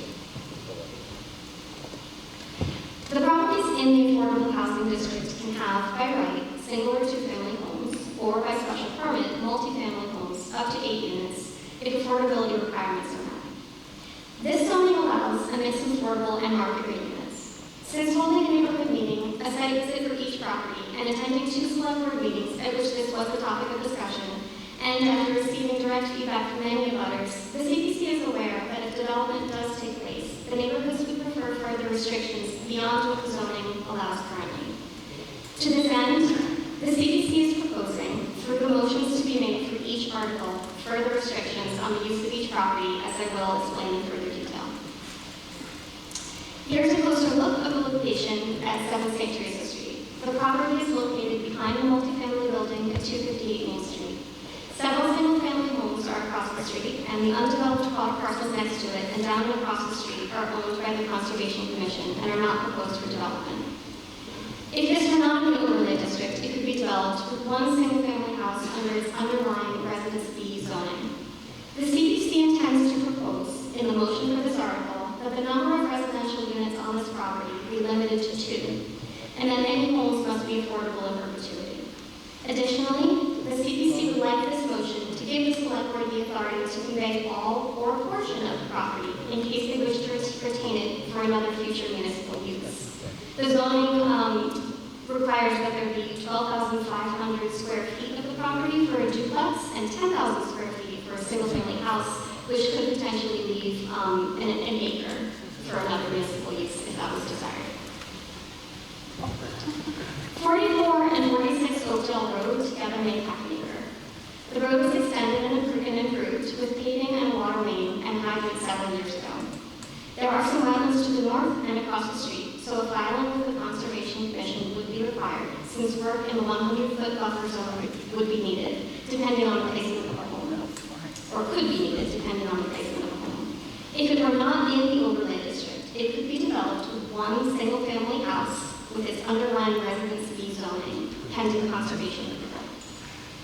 The CPC intends to propose, in the motion for this article, that development be limited to 1 single-family home that would be affordable in perpetuity.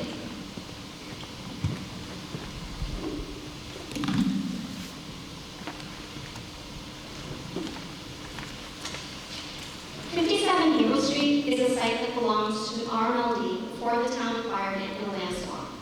If the property were not in the overlay district, it could be developed with 1 single-family home with its underlying Residence A zoning, pending conservation approval. Because it is in the overlay district, current zoning does allow for up to 8-unit multifamily construction. However, after conversation with numerous abutters, the CPC understands the concern about a larger development on this property and the concerns about protection of the wetlands on the rear and side of the property. The CPC will propose in the motion that development be limited to 2 residential units that are affordable in perpetuity. The town's conservation agent has asked for consideration that the unused portion of the property be deeded to the Conservation Commission for permanent protection, and the CPC will also propose propose that this be included in tonight's motion as a condition of conveyance. The affordable units built under this bylaw need to meet requirements to be included on the town's subsidized housing inventory. They must be affordable to a household earning at or below 80% of the area median income. However, the CPC prefers pricing that would be affordable to households at 60% of the area median income be prioritized. Since some of our 80% area median income properties, such as the Edgewood apartments, are still considered very expensive by many. And this is something that, if the vote is successful, the CPC would be asking the select board to pursue in the RFP.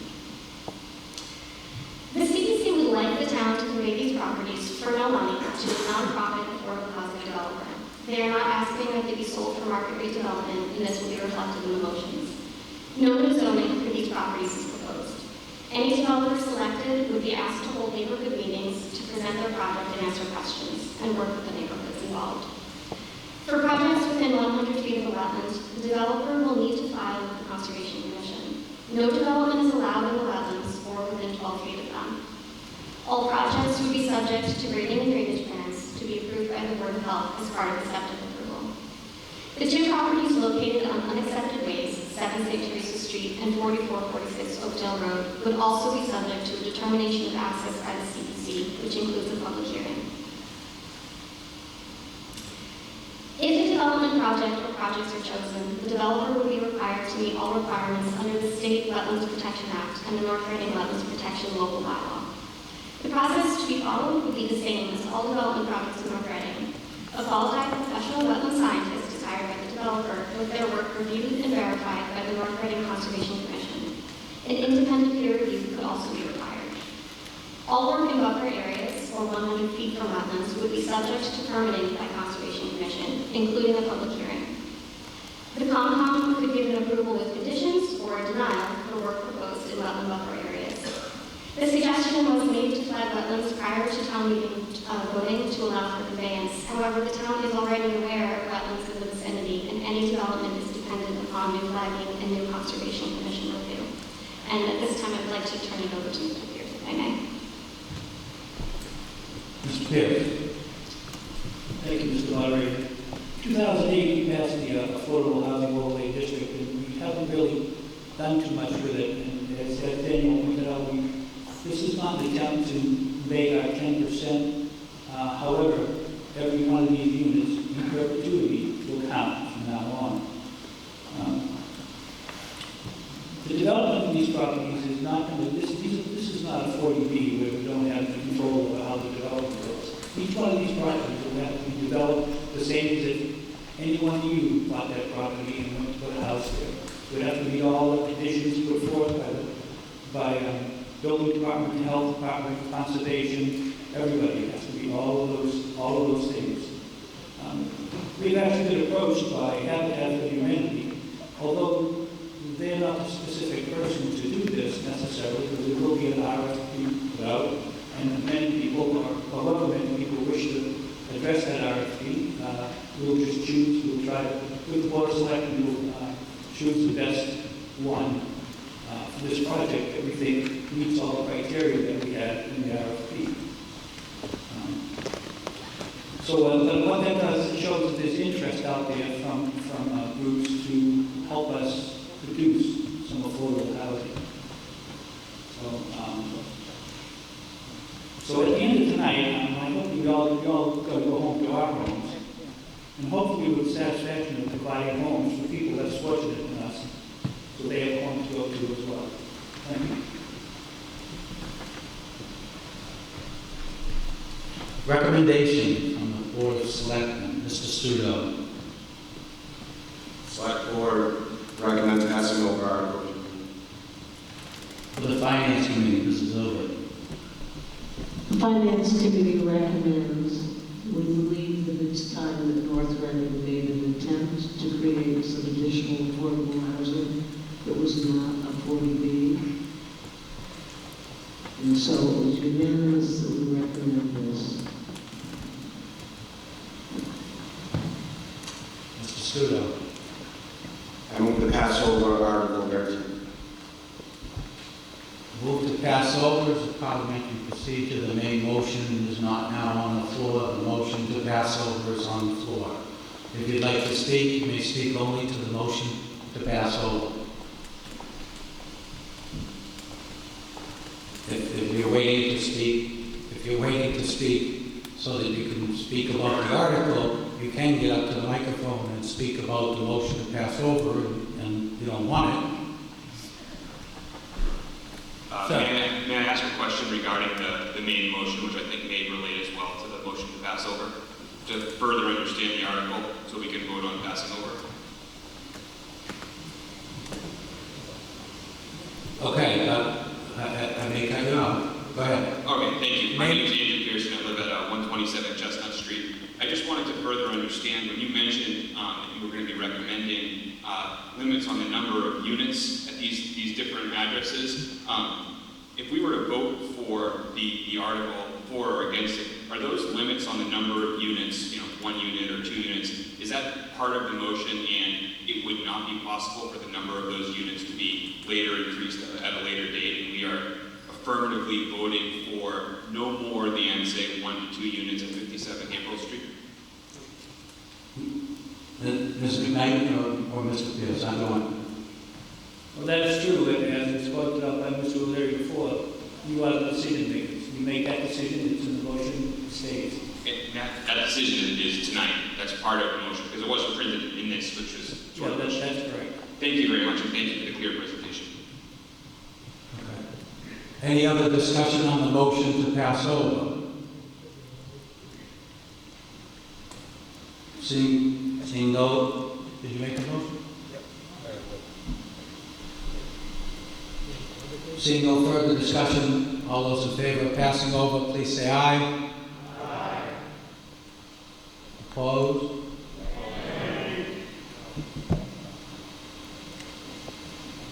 I can't call that one. If my tellers would step forward, if everyone would please take their seats.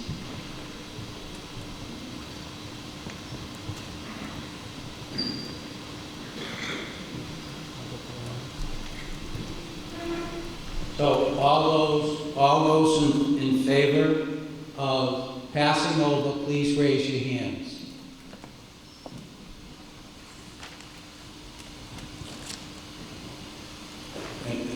And please don't forget the front. You each have half the front.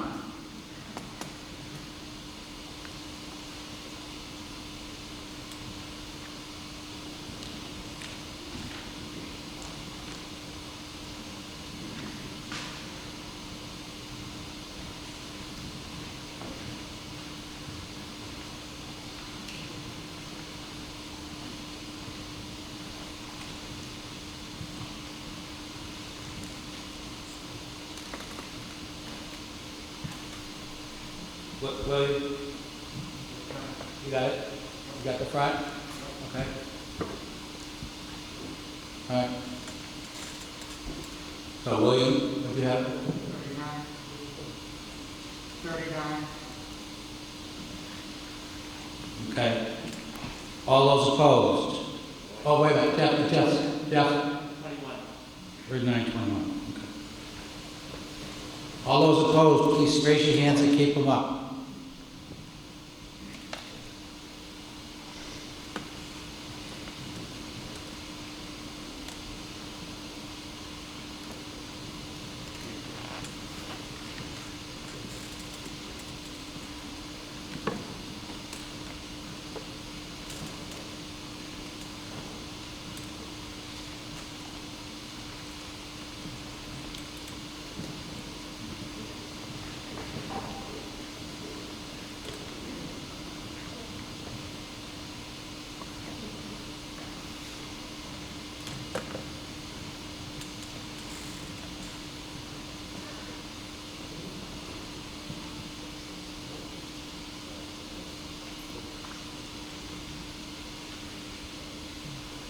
William? 31. Yeah. 22. 22?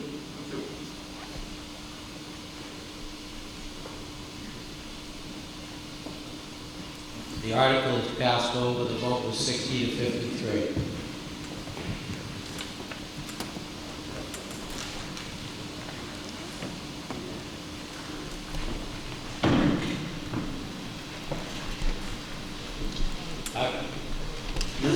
Ms. Minipelli, yes, please.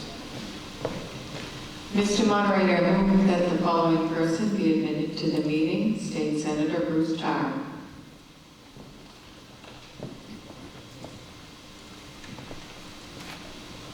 We have a motion to admit. Any discussion? Seeing none, all those in favor, please say aye. Aye. Opposed? Unanimous?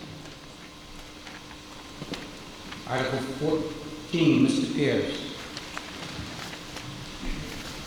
Mr. Moderator, I move that the town transfer from the board or official having custody for the purposes of which it is presently held, including the tax title custodian, to the select board for general municipal purposes, including the purpose of conveyance, care, custody, and control of that certain parcel of land known as 44 Oakdale Road, identified as parcel 31, town assessors map 43, and that certain parcel of land known as 46 Oakdale Road, identified as parcel 32, on town assessors map 43, and being more particularly described in that deed recorded to the Southern Middlesex Registry of Deeds in book 10415, page 265, and to authorize the select board to convey said parcels for the sole purpose of securing the construction thereon of one single-family home to be established and maintained in perpetuity as affordable housing, and upon such further terms and conditions and for such consideration as the select board deems.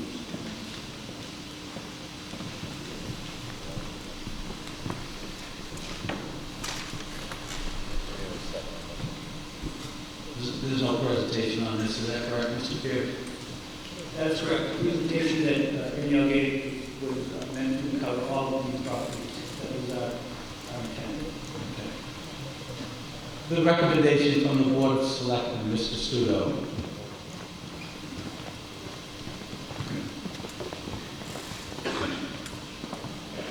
Select Board moves to pass over Article 14. Well, excuse me, recommends to pass over. They're going to recommend passing over, okay. On the Finance Committee, the recommendation is over. The Finance Committee recommends at Article 14. Mr. Pierce, Article 14 for the CPC. Yes, as I said before, this is something that we've been working on, that we should be doing something with. And perhaps to make it clear, these houses are not going to renters. They're going to go to people who are owners, who have the responsibility to take care of these homes because they'll be owners. They'll pay taxes on the houses just like everybody else does. So, and yet it'll give affordable people who are not able, as we are, to have homes. It gives them an opportunity to have them. Thank you.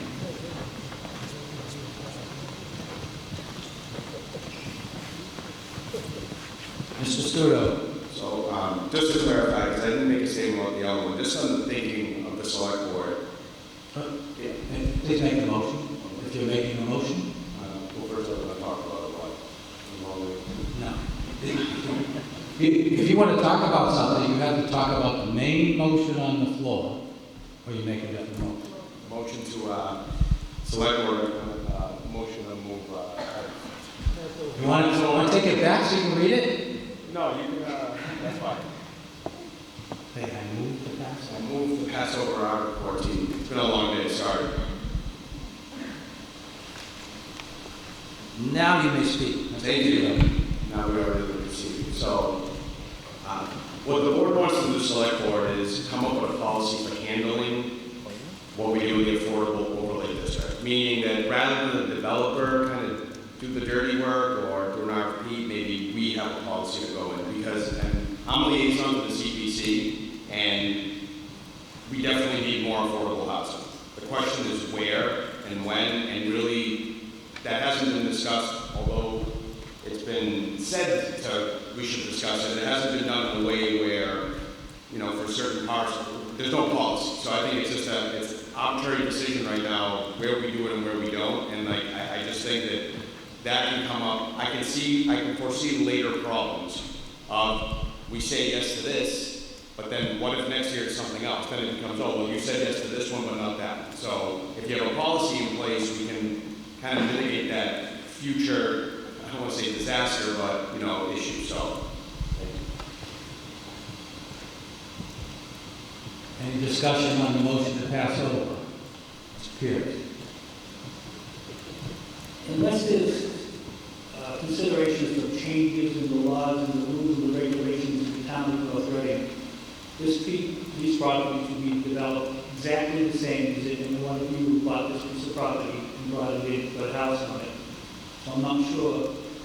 I'd like some clarification, if it's possible, as to what policies would be necessary if we're not going to be changing the rules and regulations that currently exist.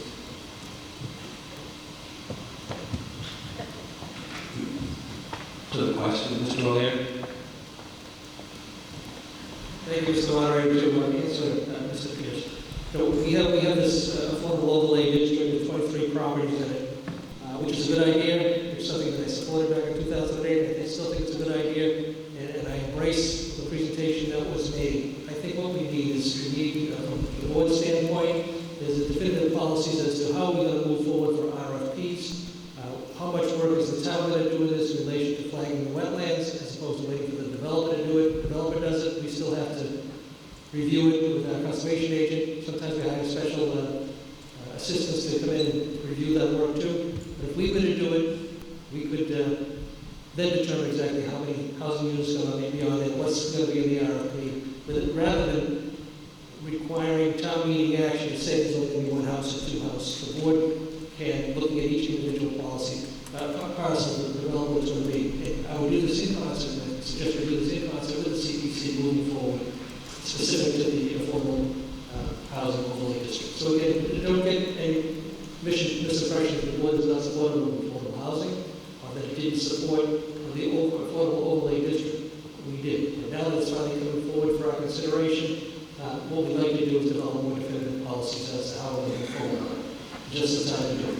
Now, if you vote favorably on this, no one's going to be extremely disappointed here, other than we haven't developed the policy. We can still wait. The board can still wait if you turn the care of custody and control over to us, as far as the timing goes. Again, we'd like to do this in concert with the planning commission before you take any action. Ma'am. Hi, I'm Jody Coney, 365 Park Street. I guess my question is for the select board is, it seems like this property has been sort of hanging out since 2008, and you haven't developed a policy. Do you have a timeline for when you, when could we make that decision then and start actually building the affordable housing, which I think everyone is in agreement that we should do. So how much additional time are you asking to put that together before we could vote to actually start doing something? Mr. Suda. I've learned in my short time in government sector, you don't get timelines, not like private. So I'll try to be honest about that. So we do have a strategic planning meeting which had to get rescheduled, but this can be on the docket for it. And again, there are so many things right now in the works. It's not that it's even a bad idea, but we have to, as a town as well, and I can speak to this is a priority that's being worked on. There's other sites that are bigger than this one, and it's just difficult to give a timeline based on sewer and some of the other things we're working on, but all I can tell you is that we can do multiple things at once, but I'm just being honest, that there's no timeline right now. And I'm not saying we're going to wait forever, but if I was telling you we're going to do it next month, next week, I'd just be making something up. I guess I just want to make sure that we're not looking at 13 more years. Ms. Minipelli, the chair of the board. Put you on the spot. No, that's okay, because as the chair, I am allowed to set the agenda for the select board meetings, and certainly this is something that we would be taking an active focus on before the next town meeting, so in the imminent future. And I think I'd also just like to add, in support of why the board has voted to pass over or moved to pass over, that is, there's a randomness to why Habitat for Humanity opted for these parcels that really, we don't have enough information about. That isn't to say that we haven't worked with the CPC and we just heard from the liaison, but some of these particular parcels, there's traffic issues, there's safety concerns, there's congestion concerns that already exist, at least with one of these three. Another of these is in close proximity to the sewer project that we just approved the study, the feasibility design and permanent study for. Perhaps that could be used for something related to that, a station related to that. So there's a randomness to this that we need to address, and certainly there's the randomness of the parcels chosen. It's different now in 2021 than it was in 2008, and there's been development since that time. So there's other concerns, neighborhood concerns, traffic concerns, safety concerns, congestion concerns, of course, that are involved in this, in these particular parcels that have been chosen. But as far as the answer to your question, imminently. All right, thank you. You know the newspaper's here, right? All right, any further, sir? Hi, Tim Sutherland, 17 Maple Road. I wanted to thank the CPC for coming out and giving us a neighborhood tour and listening to the neighborhood and how we had recommended a single-family home on the property. To me, it seems like we just continue to kick the can. From our perspective in the neighborhood when we visited, this particular property, I'm only speaking to this property, it's zoned for a single-family home. The planning commission is recommending a single-family home. We have to find at least 50, and that's, oh, by the way, before we lose Edgewood, that count in the future. We got to stop kicking the can. We're going to pass over it, and we're going to keep passing over this. We have to pick a property and try it and see what we can do. And I think this is a very viable property, and I'm a direct abutter to this property. So I would recommend the town think about it and actually open this. On the motion, any further discussion? Seeing none on the motion to pass over, all those in favor, please say aye. Opposed? If my tellers could please step forward. All those in favor, everyone please take your seats and raise your hands if you're in favor. Passing over. If you're in favor of passing over.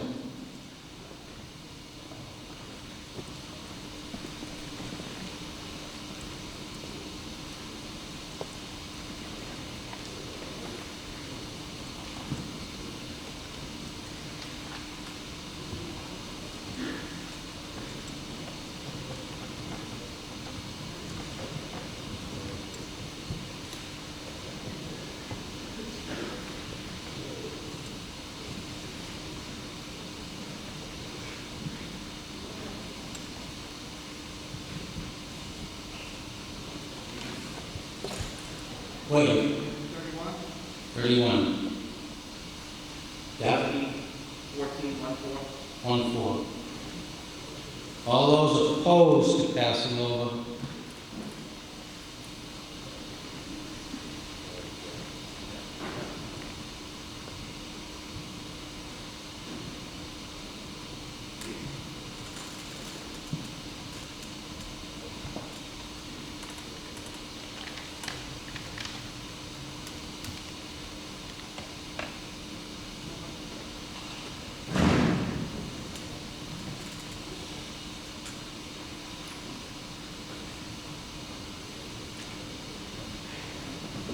William? 27. Yeah. 22.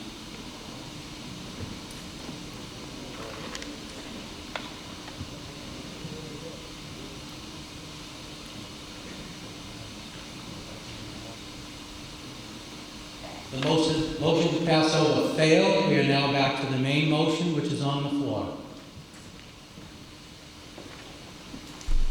Any further discussion on the main motion? William and Jeff, don't get too comfortable. Sir. And then Kathy after him. Sir. Yeah, Robert Atkinson Jr., 82 Elm Street. The reason I voted to pass over, and the reason I'm not crazy about the proposed projects, all three of them, is I see an inherent conflict of interest in asking the developer to provide the wetlands delineation. He's going to hire an engineer or consultant to develop something that's going to get his project approved and in the ground.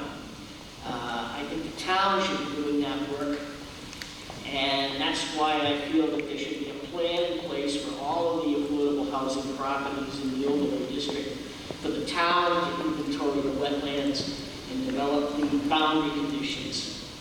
Not the developer, because the developer has an inherent conflict of interest regarding these types of issues. And I'd like to see the town develop a plan. Nobody's opposed to affordable housing in principle. It's like motherhood and apple pie, but the devil's in the details. And that's a very important detail that I'd like to see resolved so that we have somebody with a more neutral viewpoint than having a vested interest in the project, delineating wetlands and determining compliance with various regulations. So that's why I'd like to see the town delineate the wetlands and the town study the properties in total and provide an inventory and definitions of some of these conditions. Thank you.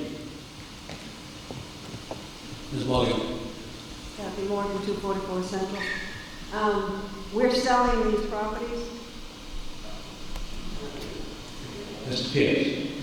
So we're going to give these properties to develop, what we're going to do is develop an RFP, and it could address things, all the things that need to be addressed in it. For example, if we need to have, if we want to have a particular person who will do wetlands delineation or whatever, we're going to, these properties will then be given, the RFP will require that they build affordable housing, but we're not going to be selling the property, we're going to be donating, if you will, the affordable housing overlay district.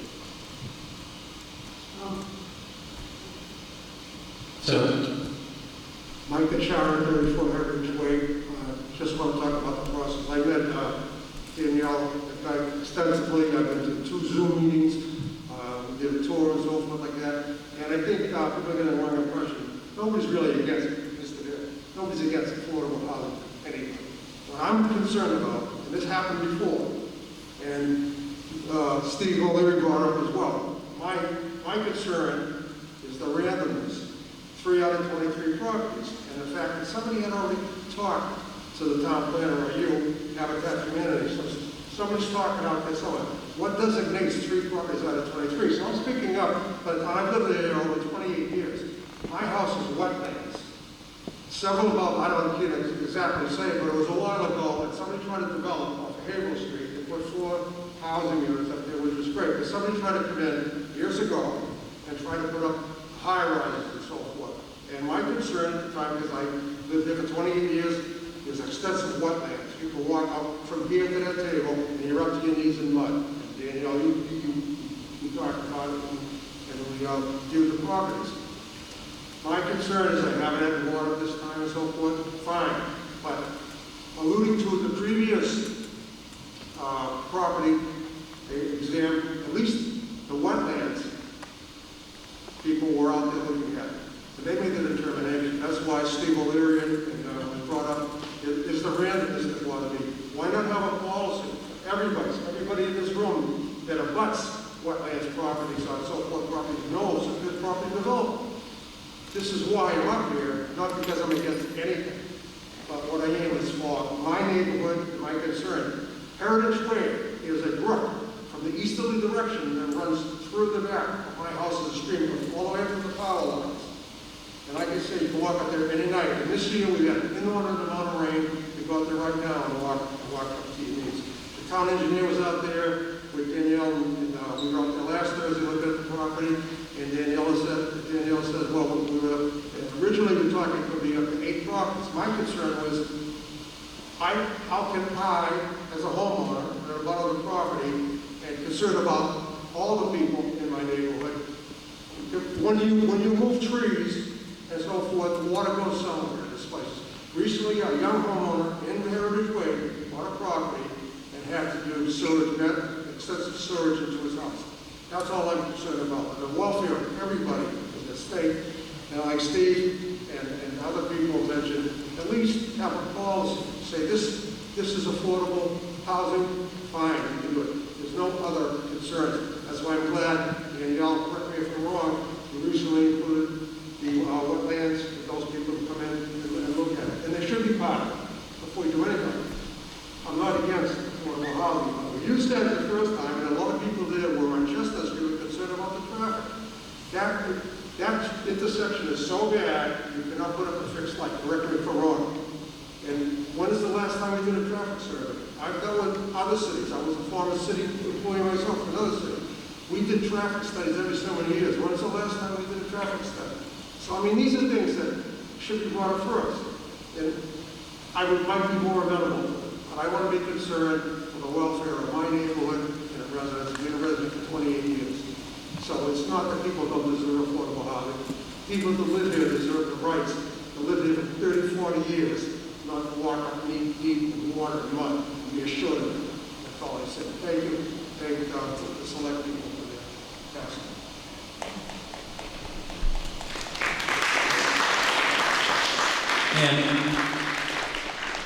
Hi, Debbie Savarese, 4 Satcham Street. When developers come into town to build houses, who does the wetland? Who delineates the wetland? Mr. Pierce. The developers that delineate, they hire a professional to delineate the wetlands. And then it is overseen by the town conservation commission who goes out and inspects the flagging that was done and makes sure that it was done correctly. So nothing is done with that. And we don't just accept what they do. Our conservation agent goes out and reviews it, and the conservation commission reviews the plans as well. So there's a lot of oversight on the wetlands just from our town officials. Another question? Yeah. When someone wants to build a single-family home, are they required to do a traffic study? Mr. Pierce. Generally, no, because a single-family home is going to put 1 or 2 cars out. It would be, I can't think of a situation where that would affect the traffic in any particular area. I just have one more. People are asking about a policy for the affordable housing. Isn't there already a policy in place? Ms. McKnight. The town has, so zoning is policy. These 23 properties were placed in the Affordable Housing Overlay District in 2008 through a town meeting vote. And that is the policy for those properties. That zoning bylaw has within it maximum densities, setbacks, locations. It has, the purpose of zoning is to act as policy for what can be developed where and under what conditions. And we also have an affordable housing production plan, which names the 23 properties as being priority for affordable housing development. So those are the 2 policy pieces that we have in place currently. Sir. Hi, Tim Sutherland, 17 Maple Road. Just to clarify too, I think good points were raised regarding, especially the 57 Maple Street with traffic and wetlands, there's substantial amounts there. I can assure you that 44 and 46 Oakdale do not need traffic study. They probably have more deer and coyote than cars pass through during the day. And again, this is for a single-family home, which is the same zoning that if any of these hundreds of builders that we have in town were to build a house, they're going to follow the exact same rules, put the exact same house up that would be allowed by conservation. Living and running the same wetlands, they marked the specific trees that could be cut down when I bought my house, and there were trees they were told, you can't take these ones down, they have to stay. So I think that the town does a great job of managing these, and I think this is a great example of a home that we can take, that we can learn a lot from working with a developer, where we're not spending money paying somebody to build affordable housing for us, which sounds ridiculous to me to begin with, when we can basically get and account towards our property for our numbers for free, learn a little bit, and then we can come back and revisit 57 payroll, which is probably a good idea, and maybe the next one. But this specific property, I just don't see any downside. If we sell it to a developer, they're going to put the exact same house up. So, thank you. Okay. Ms. McKnight? I would just like to respond to the idea that the selection of these properties was random.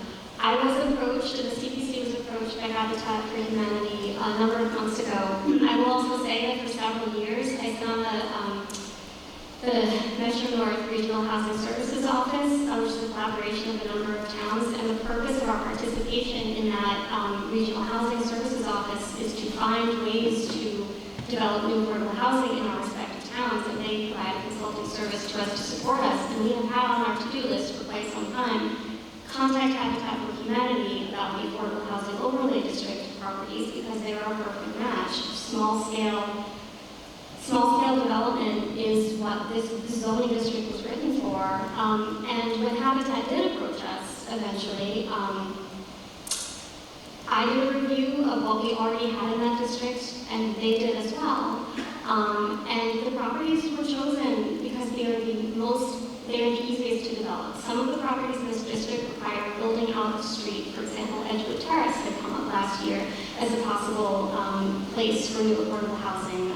That would have required the building out of the street. And we're looking for a nonprofit affordable housing developer that would not be able to necessarily afford a lot of upgrades like that. And so after an initial screening, looking for neighborhoods where disruption would be to a lesser degree and intensive building efforts and expensive building efforts would be to a greater degree, these were properties that were suggested out of the already designated 23 properties. Mike? Mike Sheen, 20 Heritage Way, North Reading.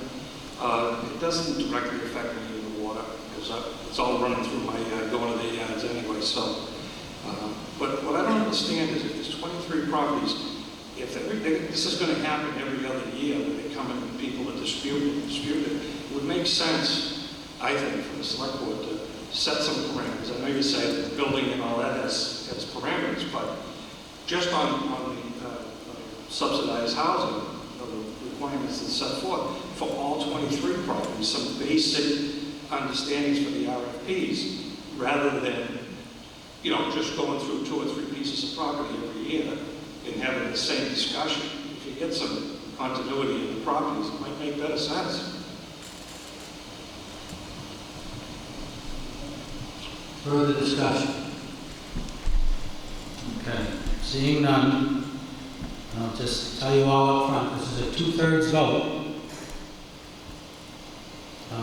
All those in favor of Article 14, the motion from a while ago, the full motion,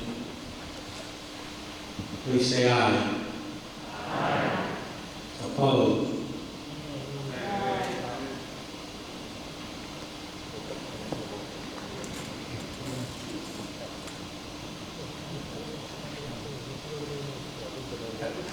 I'm going to be cautious and do the hand count. All those in favor, please raise your hands.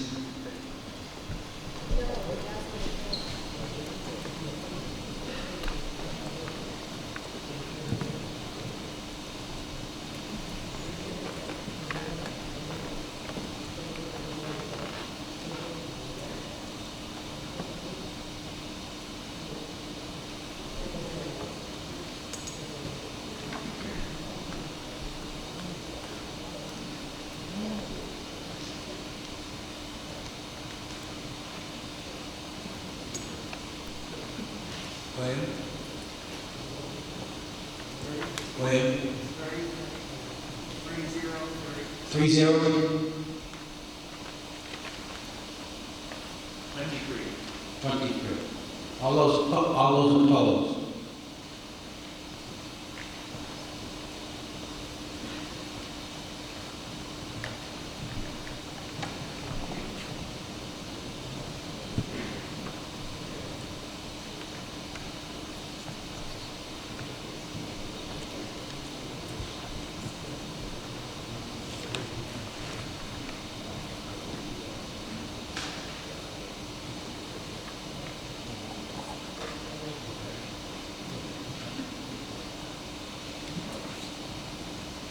Jeff? William? 2-8. Thank you.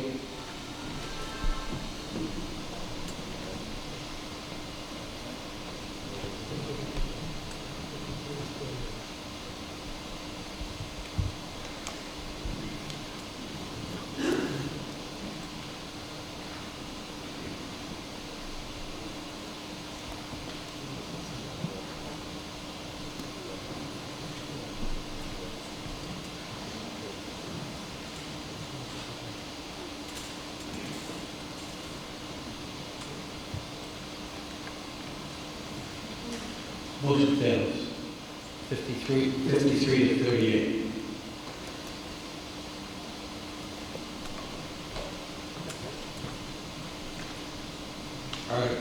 Article 15, Mr. Pierce.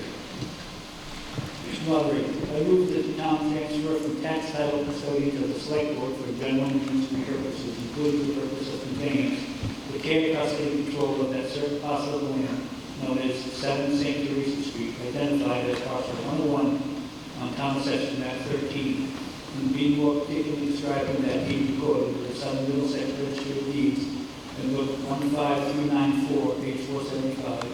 And authorize the select board to convey said parcel or any portion thereof for the sole purpose of securing the construction thereof of 1 or 2 residential units of affordable housing to be maintained as such in perpetuity, but upon such further terms and conditions and for such consideration as the select board deems appropriate.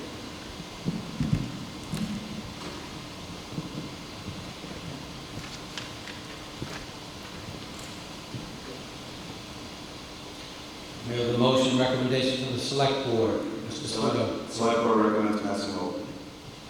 Finance committee, Mrs. Hogan. Finance committee votes to approve Article 15. Recommendation for the CPC, Mr. Pierce. The CPC recommends. Mr. Studo. I move to pass over Article 15. Mr. Studo. So on this one, besides that it's the same reasons I will go over, there's one also special circumstance, and it may or may not be a stretch. However, when we do sewer, there's going to be land we need for pump stations. This was identified as one that possibly could be by the engineers looking at it. So if we find out 3 years down the road that we gave away a piece of land that, you know, we already own, and now instead we have to spend money for another piece of land, granted we have to buy them anyways, there's lots we have to buy, it's really going to be annoying when we come here and say, hey, we need to spend an extra how many dollars because we gave away this land before knowing it's active. So again, that's just one thing that's extra on top of everything else that, you know, you already heard. But this one in particular, and again, there's no guarantee that that will be the case, but I'd rather err on the side of caution, especially for a project that, you know, if we have to ask for a lot of money, it's just saying, oh yeah, by the way, we're going to have to spend a few $100,000 more because we gave this land away. I mean, I don't want to be up here saying that. So, thank you.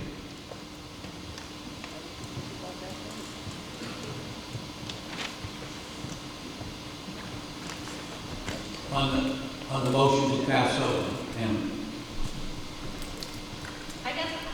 Sorry, Jody Cloney, 365 Park Street. So are you saying that if we pass it over and we need it for the septic, for the sewer situation, that, like, would we replace this with other affordable housing land, or would we just take away what's already been sort of sectioned off for affordable housing for the septic system and not replace it with other options? Mr. Pierce? There's a bit of land here, and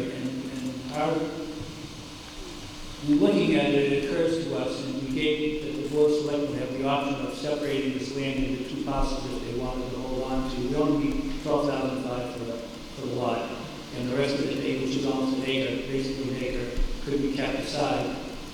Having said that, however, St. Teresa is quite a bit upland, quite a bit higher up than Burroughs Road, and you certainly don't put a pump station in a high piece of land because gravity won't get anything to it. You want to go to the lowest point so that you could gravity everything down to it and then pump it up. So I'm not sure that there's I'm not sure that's a viable site.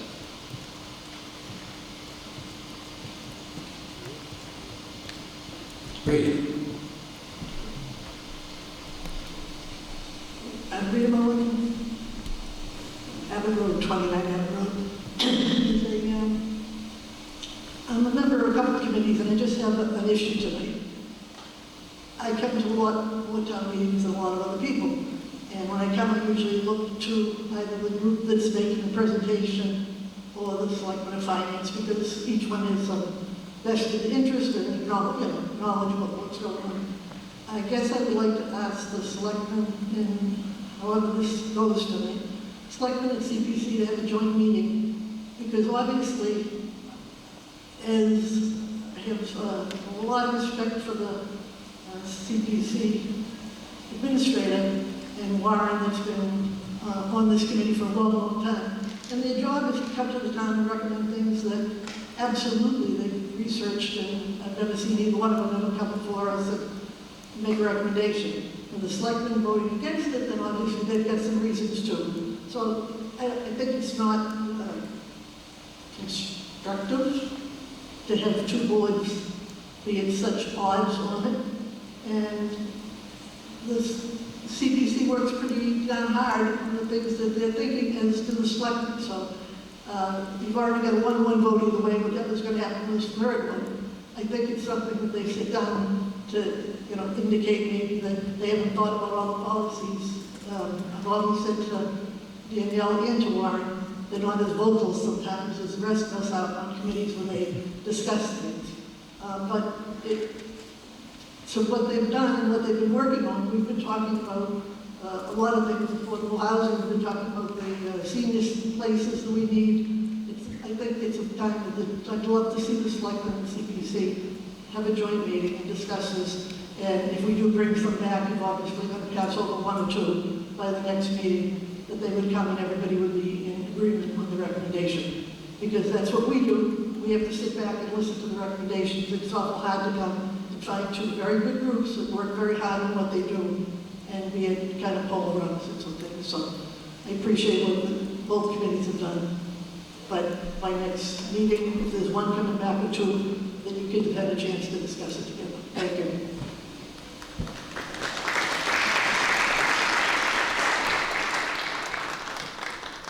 Further discussion? All right, on the motion to pass over Article 15, all those in favor? Aye. Opposed? No.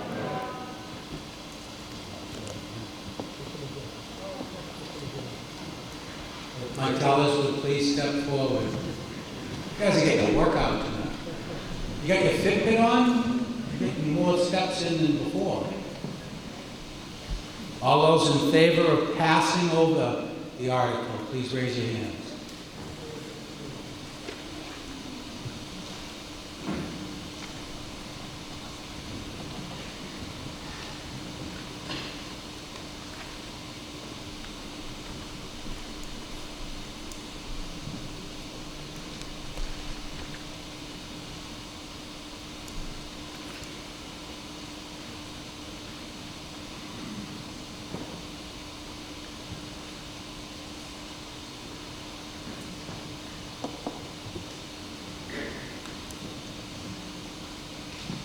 William? 37. Jeff? 18. 18, thank you. All those opposed to passing over?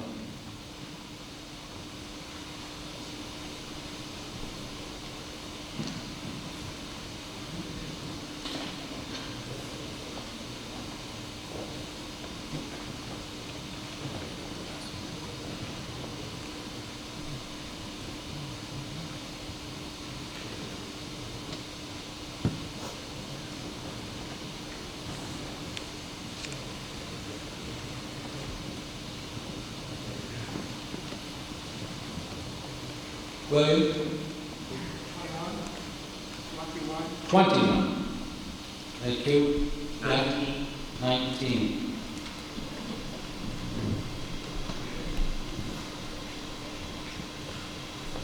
We are passing over Article 15. Article 16, Mr. Studo. Oh, the vote was 55. 55 voted in favor of passing over, 40 against.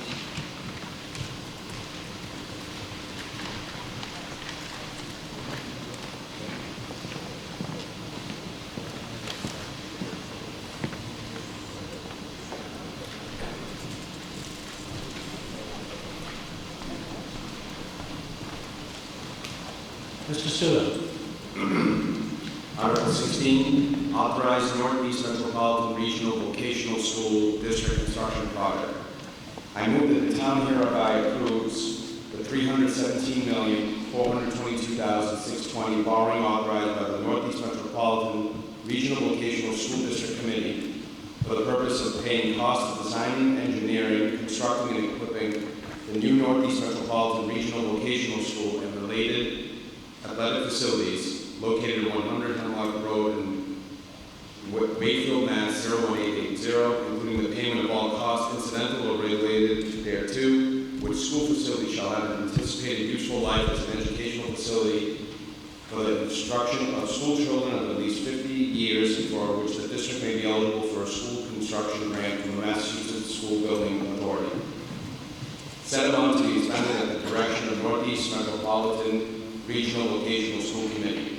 That the town's estimated share of the district's debt for this purpose, exclusive of interest and based upon current enrollments, is approximately $8,424,956, which amount will be reduced to the extent of MSBA grants received by the district, resulting in an estimated net share of principal allocable to the town, exclusive of interest of approximately $4,686,498. That the town acknowledge that the MSBA's grant program is a non-entitlement discretionary program based on need. Grants approved by and received from the MSBA shall be the sole responsibility of the district and its member municipalities. Provided further that any grant district may receive from the MSBA for the project shall not exceed the lesser of 126 and 76.84% of eligible approved project costs as determined by the MSBA, or the total maximum grant amount determined by the MSBA, and that the amount of borrowing authorized by the district shall be reduced by any grant amount set forth in a project funding agreement that may be executed between the district and the MSBA. Provided that if this motion fails, it shall constitute pursuant to General Law, Chapter 71, Section 16D, an expression of disapproval by more than a majority of the voters present and voting at town meeting with the amount authorized by the district committee.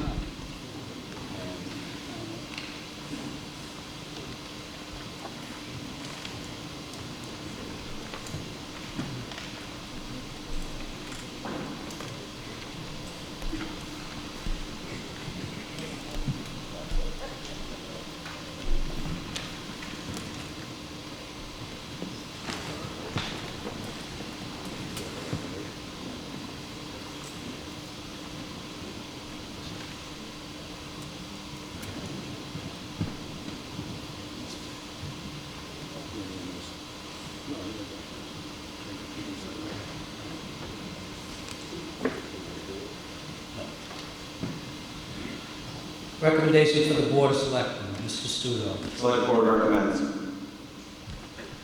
The Finance Committee, Mrs. Hurбек. The Finance Committee recommends.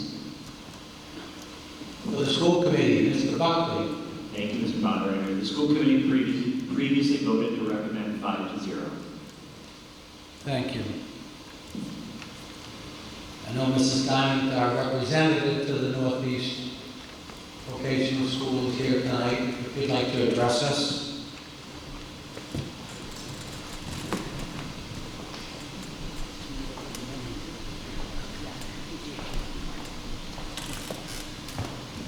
Thank you, Mr. Moderator. I have been a teacher at Northeast Vocational School for over 20 years and a member of the Northeast School Committee for the past 11, proudly representing the town of North Reading.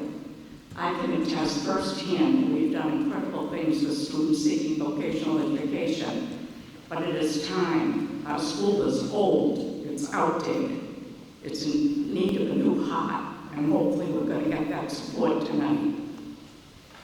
I am also proud to let the town know that the MSBA has awarded Northeast the highest grant ever in history.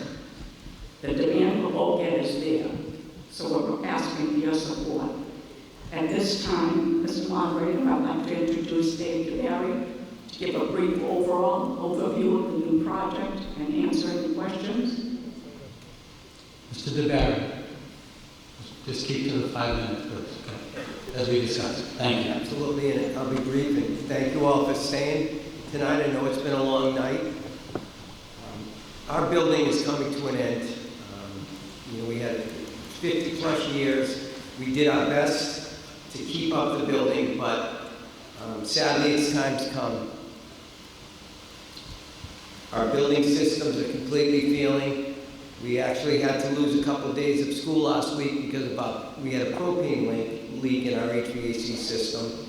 And as we investigated it, we realized that the infrastructure damage was a lot more costly and a lot worse than we even had expected. We're poorly insulated. Energy efficiency is just a term that I even have a hard time using in the same sentence with Northeast. Classrooms are undersized and do not meet current standards. One of the most challenging and difficult things to accept over the past few years is that we are not fully accessible to the handicapped, and that we have, unfortunately, as much as we had tried, lost students who knew it would be too much of a burden to attend Northeast. Although we continue to do everything we can to meet their needs, the challenges are inherent to this older building. We need your help. North Reading has always been a strong supporter of Northeast. We like to say that when we go out to our 12 cities and towns, that Northeast is your other high school. And I can honestly say that North Reading has always treated us like that. Sitting here today, I think I spent a lot of time listening to some interesting subjects, but also daydreaming, looking around at your building. And the thought that our kids could have this opportunity in the near future is overwhelming. We looked at over 40 different options, and it was important for us not only to design a great building, but to design a building that we could accept more students to. This year we had 800+ applications for only 330 seats. So we had to turn away, and you can do the math, almost about 500 students. This building would be expanded from 1,300 to 1,600, which would allow students who would end up on the wait list to actually be accepted into Northeast and have that opportunity. As Ms. Diamond said, this is the greatest opportunity we've ever had. We started this project, and it's interesting, we have some teachers and former administrators here tonight. We have some parents of current students, but maybe think we started this project 17 years ago. It's only been 5 years, and I think Town Manager Gilberto was at our first building committee meeting over 5 years ago. And we've worked hard to try to minimize the fiscal impact on the cities and towns, especially North Reading. So to get that state aid has been incredible. And we continue to fight for more state aid. I testified in front of the Senate Ways and Means on Friday, asking for additional money so that it would not be a burden on our cities and towns, especially some of our gateway cities, such as Chelsea, Revere, and Malden, who make up the bulk of this project. So I humbly ask you to support this project, and we're here to answer any questions anyone might have tonight. Thank you.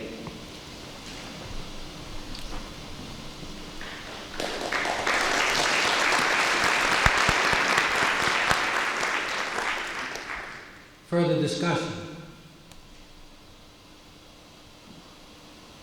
Seeing that this is a majority vote, seeing none, all those in favor, please say aye. Aye. Opposed? Unanimous. Thank you so much. Thank you all very much. I will entertain one last motion for the evening. Mr. Moderator, I move to adjourn this meeting, sine die. Oh, my favorite motion. Seeing no discussion, all those in favor? Oh, did you have a question, sir? I wanted to address you before this motion. I'm doing that now. Real quick. I want to make a motion. I want to move to reconsider Article 14.